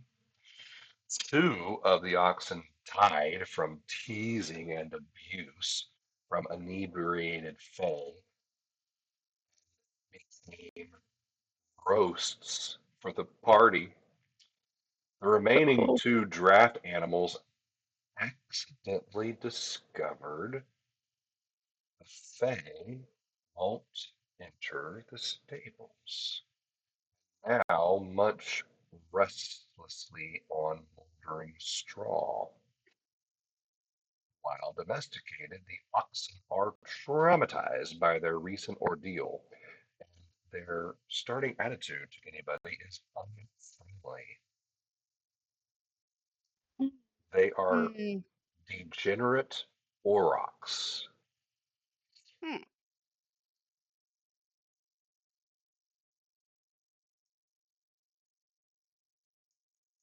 Aurochs, And Auroch. Urochs, that's right. Hey. She's probably gonna peek in, look at them, and she doesn't want to leave them behind, but they're very big and doesn't know if she can sneak them out. So I can talk to them if we come back in, but is there anything I can do for them real quick There's while I'm also here? horseshoes, extra horseshoes in here. They each are wearing horseshoes, but there are extra Hmm. horseshoes in here. But at a just a passing glance, that's all I can give you for now. so oh, Okay, could you are horses like good luck make or their bad luck? hay better? I could if I still had my ladle, but what I can do, I Ah, think Ziki's gonna come in and just. She's not gonna talk to them yet because she doesn't want to have a conversation when she knows people are fleeing. But she's gonna take her water skin, go to the trough near them, and refill it because I don't know what they've been drinking, so they're probably really thirsty. Um, and it's not a lot, but it's something. And she's just going to make nice, soothing, shushing sounds, and she'll be like, "I'll be back for you. I'll come back." But doesn't say an animal, just makes the motion of like, "I'll be back for you," and enters leaves the stable and kind of follows people out. Um, and then once we're far enough away to talk, she'll mention, the stables haven't really been touched that much, so if we want to extend Bug's tunnel under the stables, if we want to get back in, that'd probably be a good place to come out. Hmm? Mm, that's a good idea.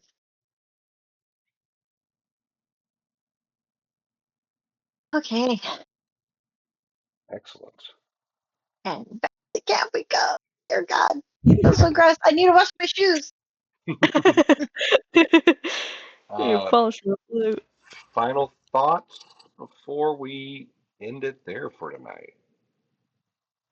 Oh, they're making scary taxidermy in there. I don't know how I feel about that. Probably, I feel like we should burn it. but it is Yes. good to know that if we can make an in and out from the stables, then we can have a place to plan stuff without worrying too much. And then if I can make the oxen our friends, they're real big. Yeah. So, Yeah. uh, Mhm. one, I they'd think. be go ahead. No, no, I'm sorry. Go ahead. I was interrupting. I One, apologize. they'd be good friends for the survivors because that would Mhm. be for hauling wagons and stuff. Hmm. And it would be nice to not have to rely on like Stabby so much. So we might, if we ever want to like have an actual cart, we might have friends to pull it. Mm. Mhm. All right. One last society roll on your way back to the camp. You guys are just kind of like decompressing and talking about everything that you saw. Zeke, I'm Doppelgänger. gonna re-roll because I still have one more, Okay. Well, Oh, good you're gonna idea. get Me the. I have too. another hero point. Okay. So Okay. there we go. Feel better now.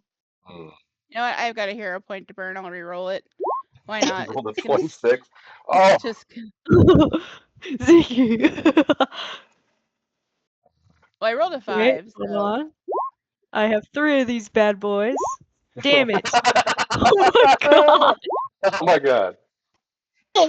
hey, it's in the middle. I'll accept it. Okay. After We'll all fill that you in, rolling, Doug.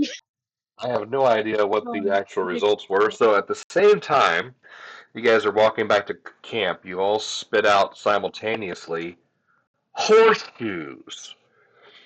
You know that Fae have a thing against Oh, horseshoes. oh, they can't touch him or something like that. And I hate these horseshoes. yeah, they harbor a superstitious fear of metal forged in the shape of a horseshoe, or horseshoes. So, if we get back and we hang a horseshoe on the stable, if there's not one, was there a horseshoe on the door already? Like people normally hang them for good luck on a stable? So, no, but Yeah. there inside there were you think 4 to 6, maybe 7 that you saw. Okay. But we could easily tap one on the door and then come back and kind of bunker in the stables for a little bit while we figure out what we want to do. Mm, that Because makes sense. I don't think we can let them stay here. Mm. So another thing we could do is carry the horseshoes on us Mm-hmm. and Yeah. like kind of like a torch, like Or if trying things like get aggressive, we can have it in our back pocket and just pull it out and be like, "Hey, don't you do nothing." You don't know exactly what it would do to these chords, but yeah, I mean it's something y'all can think I about. mean, Okay. honestly, Mhm. we could just wrap one around Reaver's hand and have him punch them with it. I Oh bet they would not man, like that. Mm. Ooh. oh yeah. Uh-huh. for sure. All right. And Buck would definitely want to keep one because they're good luck. Well, thank you all very much for playing, and I'll That's see you fine. Thank next week. you. Mhm.